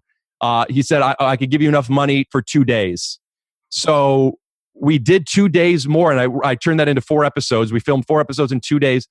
And bro, at that point, I made sketches and I was, put things on tripods and I would have to stand in for myself and check the monitor. Now, all of a sudden, I'm on the Warner Brothers lot. They shut down one of the streets and One Direction was doing a sound check. And I'm looking back, it was so cool. But in the moment, I'm like, we can't have that. We have 45 minutes. I need to get this thing. And they shut down One Direction. And afterwards, I'm like, this is the best. I got extras and they did set decorations and they put up the coffee shop sign and we're doing basketball and I got to film a fake scene. What we did Undateable Live in between the East and the West Coast. All the cameras are up and the audience is full. I got to film a fake scene with the cameras. I'm directing these 4, pet cameras and Dalia and Brent and Ron and Bianca and Chris and everybody. I'm directing a scene and it was the coolest thing and it came together so well. And that made me I had craft services. I had, security guards. This was the dream. And Bill let me do it because he liked the meeting episode. And that really went from here's something I'd like to do to I need to find a way to do this thing now. That's really fascinating. It was so well done. It was Thanks, so man. Well done. And I just kind of clicked on it. And then all of a sudden I watched all of them going, God damn it. I would argue it was more connected with me more than Undateable did. And I loved Undateable. I think I took a meeting. I want to say I took a meeting with the guy that created Undateable. Adam Ezekiel? Yeah, maybe. Good looking guy? Yeah. Oh, yeah. I did take a meeting with too the good guy. looking. Yeah, I took a meeting with the guy, and he sent me the script, and I read the script, but I think before it was off the air, and I read it, and I went, "God damn it, this is a good script." And I was like, "Oh Thanks, fuck, man. this makes a lot of sense." And then ended up watching Undateable, but then I watched Sixth Lead, and I was like, "This is more what I'm into.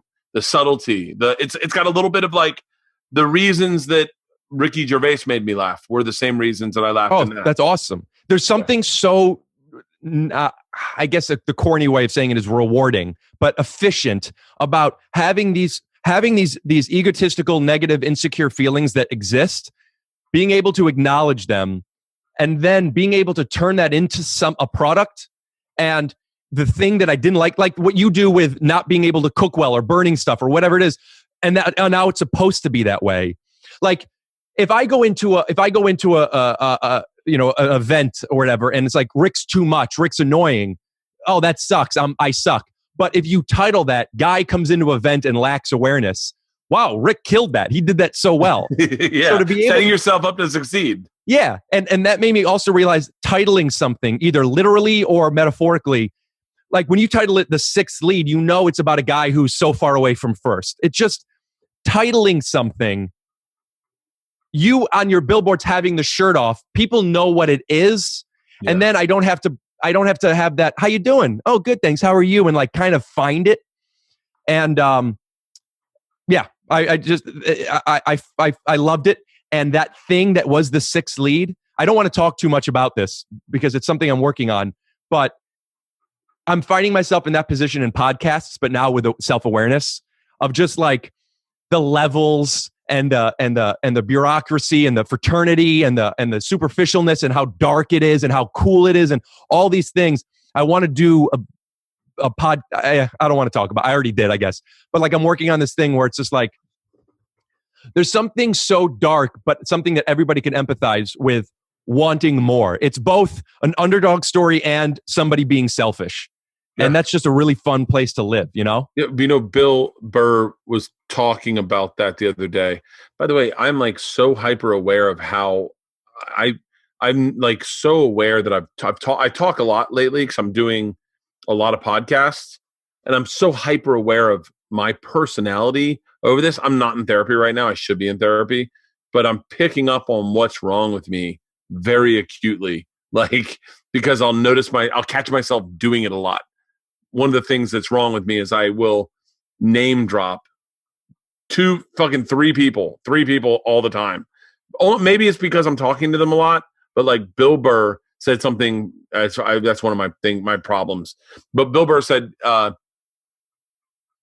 exactly what you just said. Is there is something interesting in it is an underdog story. Everyone out here was an underdog at one point. Now they're successful. And now people are tearing them down because they have the nice house. You forget they were the underdog at one point. Mm-hmm. You were rooting for them to get successful. Now that they do, and they're self-unaware that they have a nice kitchen behind them, and they're like, I want to raise money for charity. Imagine he's like, it's so fucking interesting that is everyone strives for more. Everyone does. Mm-hmm. It's talking about a cheat. There's something that like, you know, people like talent. When famous people, successful people, you know, cheat on their wives or, you know, do, you know, fuck somebody in the ass that they weren't supposed to do or whatever the problem is. Yeah, but man, could they sing, you know? There's something about that. The cleaner, the nicer, the more fair hack to that thing is self-awareness. When people know what they're doing, it doesn't excuse them from it, but it does like, all right, I'll listen. Tell me why. Yeah. I don't know if I'm going to agree with it, but you have my attention. And just when people are, that's what, back when we were talking at the beginning about people starting something and like, listen, if you don't want to mix this and if you want the quality to be horrible and there be a lag, know it. Yeah. When people are unaware, and that's where I struggle. Right now, I'm thinking like, who cares? And then I care. See, but it's interesting is that the things you dislike in a podcast are sometimes my favorite things about a podcast. What? Like, how so? I love imperfections in podcasts. Imperfections are different than doing it bad. Yeah. Oh, how do you deal with, it's interesting you say that. How do you deal with, on online criticism, like trolls and stuff? Do they work you up? I say no now, but I don't feel like I'm going to be immune to it. Oh no, I mean, I'm very susceptible to like I want to see what's inside the ark. You know what I mean? the Like the ark, as in like the animals in the ship. no, like in Raiders of the Lost Ark when they were like, we got it here. Should we see what's inside it? And they're like, even though let's you take one know look. it's not good for you. Yeah, everything. There was top 10 live streams from comics you have to see. Now, I don't even do a live stream. Okay, I have no live stream that I'm doing. But in that fantasy world, I go, I wonder if I made the list. So just that you didn't even, nothing bad was even said. You just didn't make a list of something that you're not eligible for. And then by the way, I don't even do one. And then I'm shitting on the list. I'm like, fuck this guy. I can't. I can read. We were doing the Comedy Store thing the other night, the live stream to raise money. Dude, by the way, I'm being super honest and vulnerable. So if you guys want to call me on my bullshit, please call me. But remember that I'm a sensitive guy. But I got so upset because they were like, I got so upset just in like, I logged on going, hey, we're going live in 10. And some guy just wrote, hey, Bert, your special was garbage. And I was like, oh, fuck. And so I subtly was doing the whole live stream, hoping he was still watching and I was going to kill. And then this one 17-year-old kid who didn't connect with me because I didn't have a great rape joke that he wanted. It's so funny that, but then I got like frustrated because they were like stars like Dave Chappelle, Bill Burr, Whitney Cummings, Neil Brennan, raised money for the Comedy Store. And I'm like, motherfucker, I gave $5,000. Like in my head, I was like, you're not going to like just, and then I'm like, Bert, what do you want? Do you want them to write Bert Kreischer gave $5,000? Who gives a shit, you know? It's so fucking, it's funny because it's like, I've been having a very hard time with creativity lately. Like not being inspired. Yeah, I'm not inspired at all. At all. Do you think something about you doing 2 to 3 of these a week is just draining you? I think so. Maybe. Yeah. I do 1 a week and it drains 2 to 3 a week. I'm doing 2 a day. Yeah. You're going to do your thing, but I mean, I don't know if people realize, I didn't realize this until 7-8 months into my podcast, the tangible energy that is exhausted just from a conversation, because we are performing and we do care and you're connecting. And especially now when there's like, for me at least, I have to set everything up and it's just, it's taxing. And I agree with you, but to do that many a day, the first bit I've come up with I've had a few times where I've recognized jokes that I could put in but I have no place to try them out. So I'm kind of just putting them pins in them. But the first bit that made me giggle hard today was I was watching, I watch a lot of DIY Network. Mm-hmm. And one of the little tricks when they do DIY Network is a lot of voiceover and then a lot of like stock music fills, right? So today I was watching and I had my guitar and I said, I wonder if I could guess these stock music fills. I wonder if I could play them. And I was like, yeah, they're all basic. I mean, they're all going to be GCD. Like they're all basic chord structure. It's going to be ADE or GCD or AEB. And I was like, oh, wow. And then I was like, oh my God, I want to write the rest of the song. I'm going to take one of the stock fills that music fills, and then I'm going to grab one thing out of the voiceover, and then I'm going to write the rest of the song. And I was like, I'll do that. And then I just get depressed and I go, I just look like all the thirsty comics going, hey guys, I'm live streaming. Hey guys, I got this quarantine bit, you know? And I'm like, and then I'm like, well, I'm just going to go work out. Fuck it. Like, what am I, you know, it's like almost like a deflating. Well, that goes back to the thing that we were talking about of filling in the blanks, and you're not even filling the blanks for you. You're filling them in for the other people and trying to make sure that you are invited to the dinner. And my thoughts on that, and I do have to connect with that sometimes, is there's that's not sustainable. There's no right or wrong. The only way that I decide I can or I should or I shouldn't, and who knows if I'm right, is just based on my intention. Am I doing this because I want a look at me and I feel that other people are putting out more content? If that's the case, then I could easily remove the control and be like, that doesn't make me feel good. That's what it is. That's what it is. That's what it is. Say the other one, though. Say the other one you're going to say, or. I'm recording this right now on my camera, okay? And like from behind the TV, and you could see my puppet and my drinks and blah, blah, blah. I don't know if I'm going to do anything with it. The reason I'm doing that is I was thinking if you come onto my podcast, it would be fun. Instead of just cutting to this footage, we could cut to this footage. I don't know what that even means, but I just have more stuff. That shit gets me amped up. Like just fun. Like I have this, I've talked about this on podcasts, but I have this theory of every joke exists in the world. We don't come up with it. We just see it. You know what I'm saying? And you pick it. It's like you have the piece of clay and we're removing stuff to have something show, you know? And when I get locked into this place of creativity and being inspired and playing and having fun, and I don't know what I'm going to do with it. It's not about the product. It's about me playing. And that gets me amped up. And then if people like, oh, you're just trying to do this. And I don't know if they ever would. No, I'm not. No, I'm not. Like, okay. Like, whatever. And then let me continue editing and putting in cartoon penises or whatever the fuck I'm making. But when you're inspired and your intention is for craft or for entertainment or to work out, to heal yourself, whatever it is, there's nothing else. It doesn't matter. There's nothing else to calculate. It's so funny. It's so funny. The playfulness of creativity is what inspires me. I got on the treadmill and I'm finishing watching this documentary on this guy, Mr. Cartoons, who did all the tattoos on all the hip hop guys, like all the tattoos.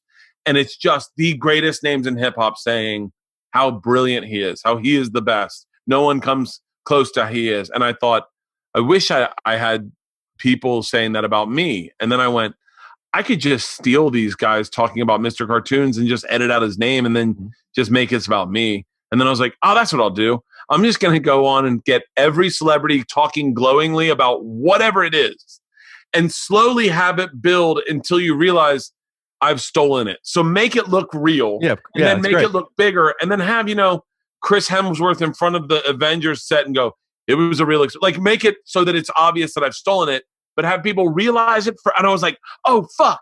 Oh, and then I'm like sending out a text and I'm going, hey, can someone help me pull footage? But the creativity, the playing and creativity is so much fun.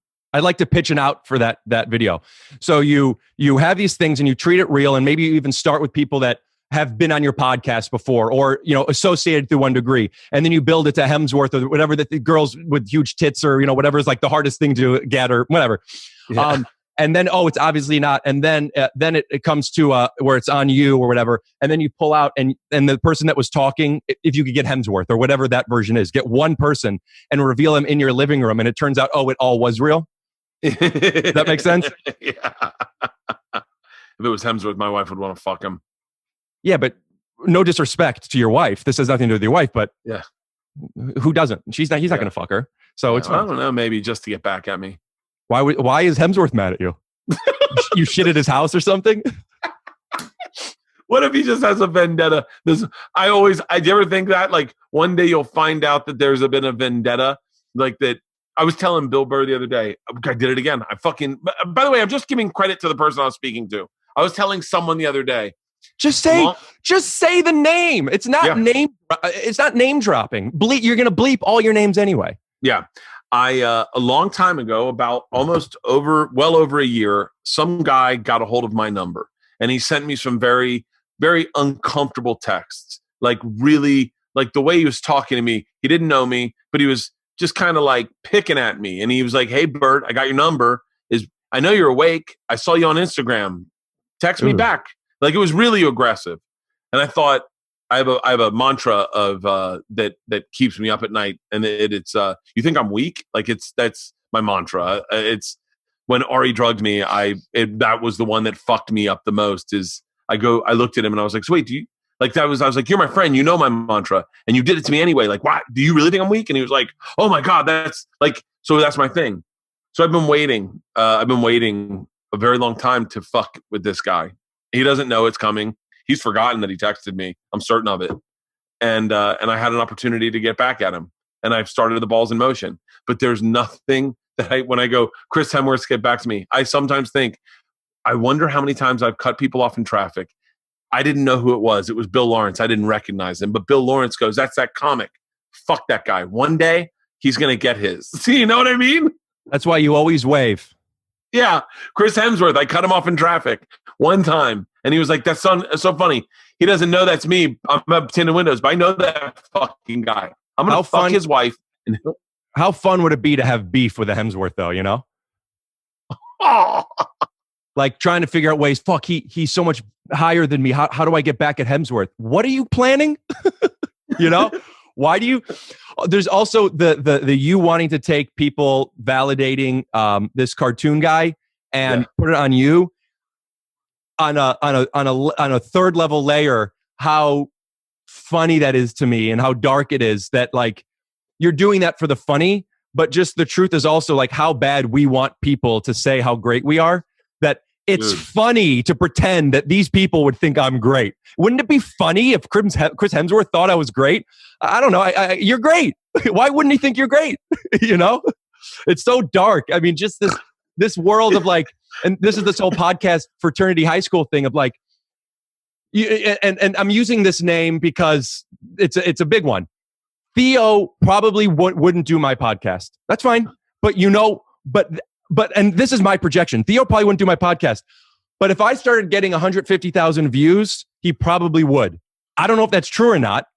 But that idea of like, is my podcast not good enough? Am I not good enough? Are we not friends? Am I not funny? Which is an irrational, like when I check in with myself, I realize, oh, this is just what the things are. And it's, you know, these are these tools I'm trying to figure out and realize, oh, everyone's just doing their own thing.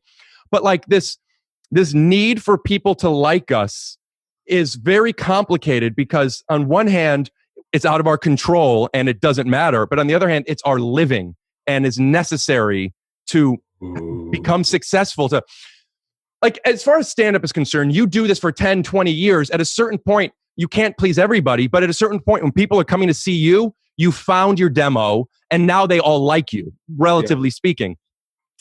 To do that in a podcast when they're not there to see you, they're there to see your guest.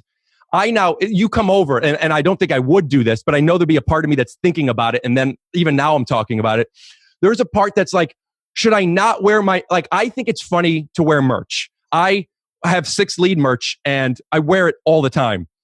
And then I found out that people thought I really wanted them to buy who's buying a 6 Lead shirt? Who gives a shit? But I got insecure that people thought my intention was what it wasn't.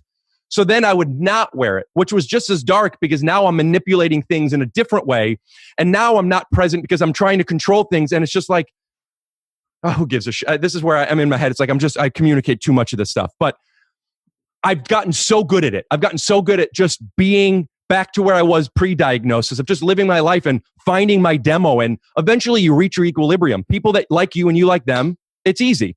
But then I invite people into my house where, ooh, this episode's going to get, close to 100,000 views. I want this to be a good one. And then it's game over and it sucks.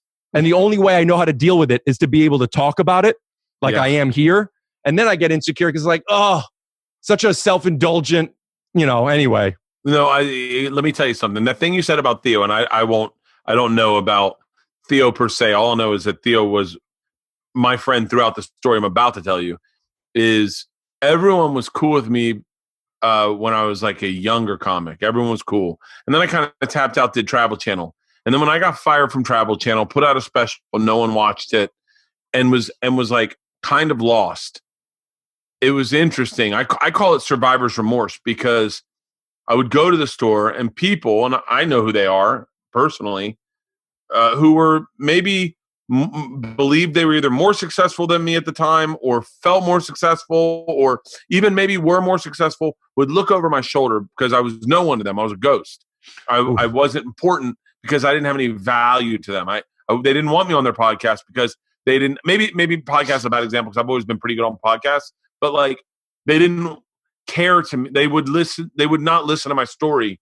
And I felt very lost. I felt very empty. I remember I've told the story a number of times about coming off stage, having my shirt off, being in whatever dad jeans, not cool shoes I was in, and seeing Dalia. And someone I was talking to that was ignoring me was like waiting to talk to Dalia. And Dalia had he had the car that we saw in the Audi dealership. He had the one that was in the showroom. That was the one he was driving. And I remember looking at Audis going, not only can I not afford that version of that car in the lot, I definitely can't afford that car. But I remember feeling that way, being in that skin and finding out who my friends were, meaning like who would talk to me and who didn't care that I didn't provide 100,000 views to them, or I didn't provide any social worth to them, or whatever, physical, financial worth to them. And then when things changed for me and I started selling tickets, the machine story went viral. Tom and I started fucking around with each other.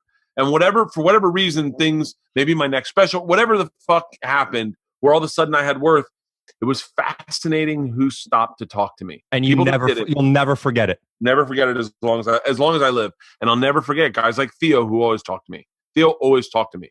Like always, both sides of that fence, Theo would stop and talk to me. And it's really fascinating. Tiffany Haddish, by the way, she spoke to me before. Like I haven't seen her since, but like Tiffany Haddish was very sweet, and she was a movie star and would stop to talk to you, and you go, "Wow, you don't need to talk to me." Like you got a lot of people. That has less to do with what value you have to offer, and more to do with what people want out of relationships. Yeah. And with talking about telling someone they have bad breath or a booger in their nose, when that shit happens with me, when there's this or whatever, I say right away, "Hey man, why don't you go have that conversation?" And then I'm out. I have no tolerance for it. It sucks so much because so many people are that way. That means what's left, it's just slim pickings. Like the people that I get to be friends with now because of the type of people they are, I don't even know if I want to be friends with them. Maybe I'm like, you know what I mean? It's like, I'll be friends with you because I guess you're not that funny, but like you're present, So many people. And I'm not famous by any means, but a shift happened once I booked that NBC show. And then I started to see it. And just the people that weren't talking to me that then started talking to me. And at first I loved it because I felt like, ooh, I'm in now. And now learning the things I've learned, I'm really looking back, really grossed out, both at myself for enjoying it and at the people, and realizing like, oh, and that's why I get so grossed out about myself wanting people, because I don't just want people on because it would get views, but yeah, yes, I can't lie to myself. Having people on that get you views is part of the game. I just can't pretend it doesn't exist. I'm okay with it if I could acknowledge it.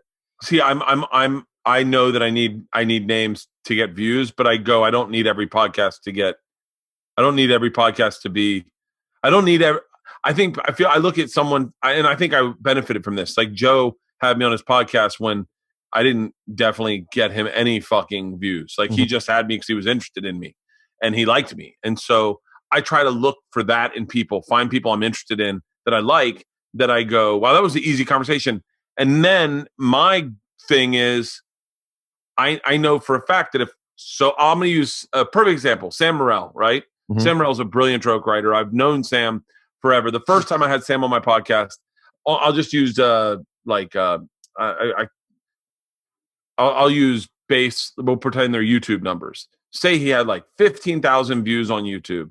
I was like, well, that's great, but he deserves more than that. I'm gonna have him on again, and then I had him on again, and then everyone's like, oh, I remember this guy for the first time. He was funny.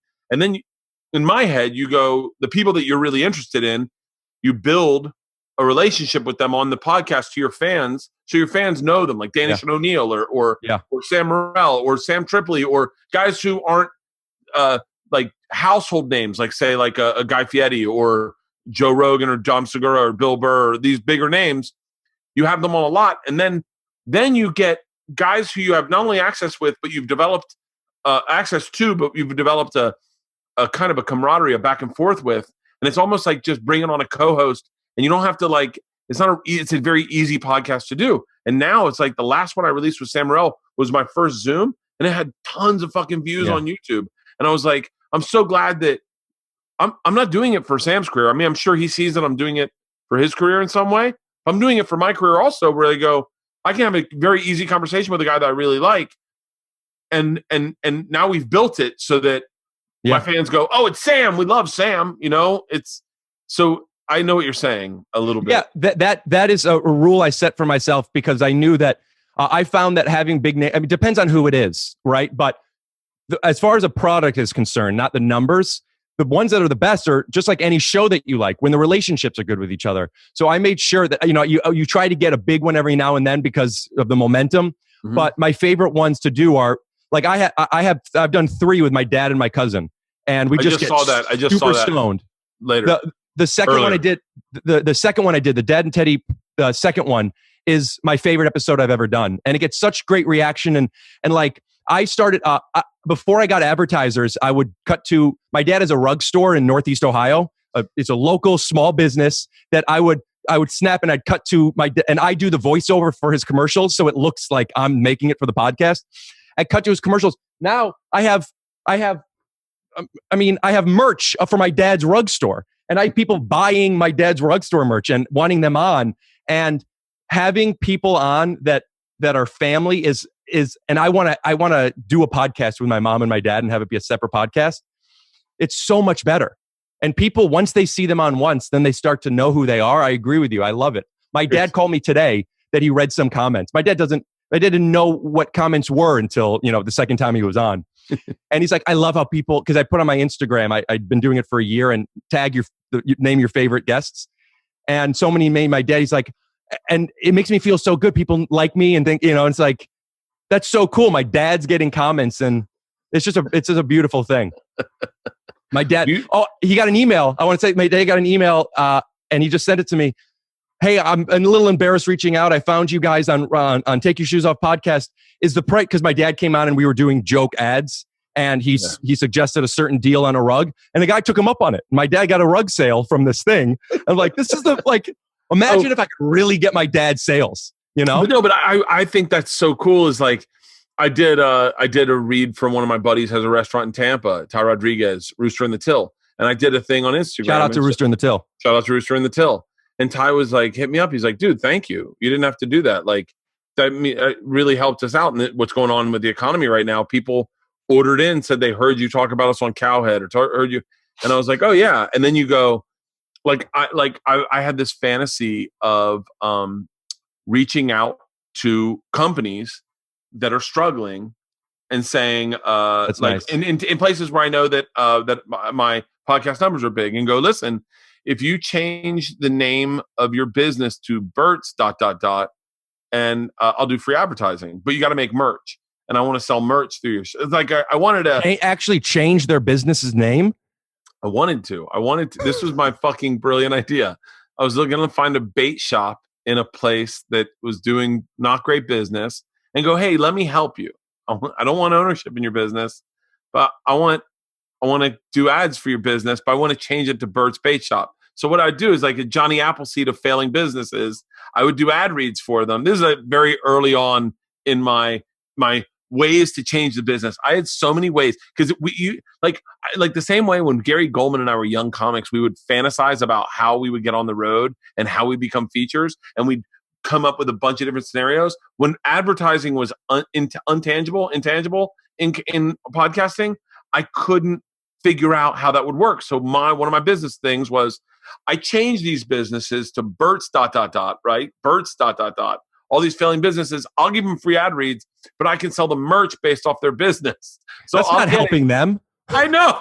That's the most narcissistic. Hey, I'll tell you what, you want your business to thrive?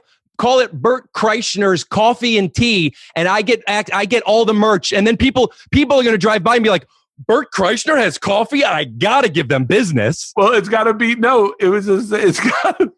it's got to be in places where my podcast was successful. So like Calgary, Ohio, like there was only at the time, there was only 8 markets I could do well in, but I wanted to just people to go, shut up, Bert started a bait shop here? Shut up. And then they come in, they'd be like, hey man, is this Bert's? And they're like, yeah, Bert Kreischer. Yeah, he's can you believe that, man? That guy's a podcast. He bought us all out. They're like, well, fuck, I'll support this place. And that was my way of, it was a bit. Why not just have them have a Bert Kreischer cupcake? and then you could promote your item in their place without having them get a new billboard. Okay. By the way, I did that as well. Okay. Like I did that too. I have a flip flop line coming out, based off my favorite flip flop company. Oh. I have, my dad has told me a number of times, buddy, you are good at a very few things. Stick with those things. You don't need to be a bar owner. I wanted to open a bar called Rickshaw's right on, and we have 5 rickshaws. By the way, it's named Rick, as in the dude Rick Shaw's. It's his bar, but we have 5 rickshaws on. And if you live within a half a mile, we would pick you up in a rickshaw and take you to the bar, and then we take you home at night from the rickshaw. And it was like, but the rickshaws were advertising because they're on. It's like, this is my brilliant idea. I had so many fucking ideas. I had an idea when I worked at Travel Channel to open up. I wanted to pair up with some sort of hedge fund and buy Airbnbs. Bert's house in Costa Rica, Bert's house in Clearwater, Bert's house in Rome, so that when you traveled, you didn't have to worry about where you're going to stay. You knew you were going to stay at Bert's place. And I would have all the research. It would be the great part of town to live in. As an expert on Travel Channel, I would have all the restaurants locked in. And then all that would be all the information that you'd get in there. And then you'd go to Bert's place in Costa Rica. And I'd have a car there waiting for you. I'd have a buddy who would pick you up at the airport, drop you up. Where are you getting the buddy in Costa Rica to pick everybody up from the airport? This is guy Carlos that I met in Costa Rica. You met one guy in Costa Rica who's going to be the driver for your business? You ready? I mean, if we really want to get into this, he also had an adventure. He had an adventure business, right? So he would take you ziplining and stuff like that in the jungle. So the tie-in was, we'd put this under the rug, right? But Carlos would pick you up and take you in. And they'd be like, so what's fun to do here, Carlos? And he's like, well, I can take you ziplining. And they're like, oh, we'd love to go ziplining. So I'd be doing business with Carlos. So we were teaming up. That was my... Perfect. Yeah. Thank you. That's all I want to hear. Yeah, it's perfect. And can I tell you something? And I'm not sure because of the connection. Breath smells unbelievable. Hey, do we live by each other? I'm in. Me too. Yeah, I live right by where I saw you. Yeah, well, we don't need to give more details on this, but yeah. Okay, nice. Yeah, I would love to. When this comes down, I would love to have you over. Yeah, when are you doing just Zooms right now? I'm not doing it in Zoom. I'm doing too much. I love that you batted your eyes at that. That you were like, hold on 1 second. I care about this, Bert. No, Bert. I'm not doing it on Zoom with a snowball mic, you piece of shit. You want to have? By the way, my fucking audio sounds better than 90% of the people doing podcasts. And my setup, I have set this up. I have a light panel right there. I have all this. I did Hot Ones, and it sounds. I watched your Hot Ones. It does look good. It looks good, and it sounds good, right? But can I tell you something? Please. Mine sound better than or as good as 100% of people. Use this. But I would, but my podcast guy Halston. Nope. Talk to him today. Talk to him before the podcast. You're going to start changing starting after this. For real, Halston. Yeah. Are you paying attention? You should work with Shure and have a Bert Kreischer microphone. So if you want people to sound like you, they could buy the Bert Kreischer microphone. I'm only going to do this because I know you would do this, and this makes me so uncomfortable. You're saying my last name wrong. I would never say that. I'm glad you told me. In a million fucking years, I would never say that. Kreischer. Yeah. I'm sorry. No, you don't have to apologize. I already feel uncomfortable that I said that. But I'm only doing it because let there be more. Let there be more. And you know what? Now it's Kreischer, I think. And now I'll say it right. Or if I say it wrong, you'll say it again. And also, and here's where I just got, it couldn't be the coffee. Like I just got some type of like oxytocin rush or something. Because I love that you. Oh, wait, now I feel safe that you could say like, we've been doing this podcast for however long you're doing it. What if there's a world where you're like, okay, I want to find an ending. Just say, let's end it. Like, I don't have to worry about to somebody, you know what I'm saying? It's so much easier. Just tell me my breath is bad.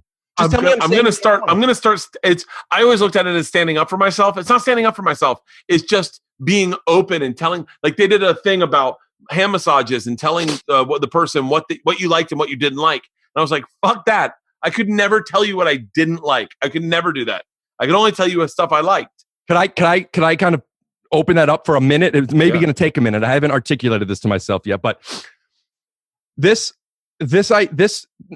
people pleasing, not wanting to upset, not wanting confrontation is so selfish because what I say you, but I'm saying one. Say me. Yeah. What one you are actually doing is you're trying to manipulate how the other person sees you. And it's fake, it's unsustainable, it drains you, and it also doesn't allow you to have people say your name right or have the right breath. So we get to go fuck this blonde and this dirty blonde big tit bitches. I'm sorry, big tit ladies. And okay, so yeah, here's where it is. If you could stop seeing this as like, if you could start seeing this as you not wanting to say something and start recognizing how controlling and manipulative that is, it kind of changes the perspective of, hey, you're not a bad person because you're saying my name wrong. You must have not known it. Yeah. Anyway, I have really strong opinion because it wasn't until I was 32 that I found out that I was annoying. What if people told me this when I was 16? Yeah. When Bill sent me that email, it was like, thank you. So I now, as a person, will also believe that just fucking, if you can't hear from me that you have bad breath and your energy's fucked, you suck. Also, hey man, next time we're with girls, I now know, you can't tell him his breath is bad because it changes his energy, but I don't want to be around these girls and through association be a disgusting person. I'm going to have to say to you, hey, Bert, listen, we either don't go see these girls or you figure it out. Yeah. And at a certain point, you get kicked out of enough poker games and basketball games and you can't sit in the bucket seats. It's easy to just say, hey man, could you do me a favor? Could you put in, anyway, I just had strong opinions and I'm very happy that you did it. Dude, this has been a great fucking podcast. Yeah, this was fun. I appreciate it, man. This is it's so interesting because I didn't know how we would get along. Watching your podcast, I was like, I wonder if like I'll drive him fucking nuts. I wonder if we'll connect. And dude, right off the bat, I appreciate it, man. Thank you. Hey, man. I go on podcasts and I do what I'm about to do with you, but you don't really edit these the same way, so no obligations. But in every podcast I've done for the past maybe 6 months, I snap my fingers and they cut to my dad's 5-second rug commercial. Okay, we can do that. Thank you. Real quick, we're gonna cut to our sponsor. If you're looking for just the right flooring, you need choices. And at Marshall Carpet One, you'll certainly find them. That was Marshall Rug Gallery. Thank you for checking it out. Thank you for having me. Shout out to Marshall Rug Gallery. Oh, great. And all right, I guess when this gets over, I want to do your podcast. Yeah, part of me wants to just do it. I almost want to do it on my balcony and have the door, like have guests out there, but I you know what I mean? Yeah. I don't know when that'll happen. We did a couple before when the pandemic was out and it was all social distancing, but it actually tweaked my OCD worse than I thought it would. Cause I was like, what do you mean? You're saying having people over during this? Yeah. It's kind of fucked with my OCD. And I don't set boundaries up and I don't like my cousin came over. We had to shoot something and my cousin was on tour with me, drove from New Orleans to LA in the tour bus together. If anyone was infected, we infected each other. We were nonstop together. And then we went like to different houses for like a couple days and then he came over. But for whatever happened in those couple days, I was very short with him and very like, I was very rude and I was like short and like, kind of like getting my space and he didn't understand at all. And then all of a sudden he was like, do you not want me over or something? And I was like, hey man, I'm so sorry. This really messes with my OCD to have you over. I don't know why, but I feel very like when you come home and you wash your hands, you feel like I'm here. I can touch my face now. I don't have to worry about things, but out there you got to touch everything and then wash and rinse. And so, yeah, I feel like I hope that goes away when we figure things out. Yeah, I'm so curious of like, even when there's a vaccine, because it's a virus, and they mutate, are we like, will it just like every year there's flu season, and there's COVID season and like, we could treat it better, but it just always exists. My girlfriend believes that the way things already have been in Japan, the new world is just always, masks are always going to be a thing. Oh, I won't let it. I won't be that guy. I'll fucking take Xanax every day and drink and just figure it out. Yeah, perfect. And for people that think like you, it might be nice if you could team up with Xanax and have a Bert anti-anxiety pill. Oh, by the way, I just Googled your fucking edibles. What do you like about those edibles? Because I might get some. Okay, so Kiva's process is, I'm not saying they're the only ones that does this, but their process is it's basically cold pressing. The way they extract, and I don't understand it well enough, but the way they extract their weed is done in a way that, to my understanding, is top level. And then all of their edibles just work. Now, the strands that I like the best are any of their chocolates, but the gummies are fun. It's this one. And these are Camino Wild Cherry Excite. Yeah. And those are Kivas. Okay. And I don't know what your tolerance is, but very low. I am okay with weed, but even these, a half of one gets me in a good place. How many milligrams are they? Just 5. Oh, yeah. Oh, okay. Yeah. A half gets me in a good place, and a 5 gets me lit up in a good way. Like, it's not too much, but like, if I want to get high, I just eat one. It takes 45 minutes, and then, at least the way I metabolize it, for the next 4 hours, it just gradually goes a little bit, like, I never need to have another one. It just goes a little bit more. Love it. And I don't cough. All right, I got to get some of those. I was just sharing with a friend today that I get very depressed. One of the other things I've noticed about myself is I consistently tell people how much I haven't been drinking, but I get depressed at like 4 o'clock, like right around now. There's a depression that sits in because I know that all I got left is dinner and a movie. That's it. And it's like, I don't get any reward because normally I'd have a cigar and have a drink and sit out back and I'd really slow down, but I don't get that. And I'm cool with not getting it, but a depression is kicking around. Like, my wife will walk back in a little bit and go, what are you going to do? What do you want to do for dinner?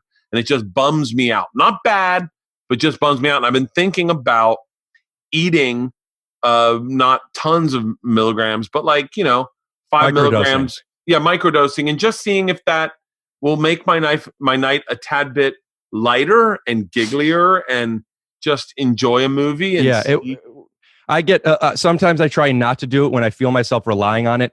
And we'll end this in a second. I don't want to, because it's a whole conversation talking about addiction and blah, blah, blah.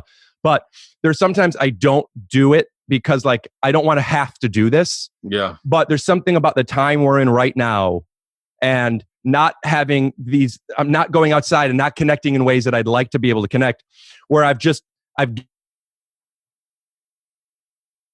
What happened? Halston? I don't know. I think his thing dropped out. By the way, my fucking screen looks amazing. Yeah, perfect lighting. I mean, it really does look, for someone who's just bragging about a setup, I really fucking murdered it.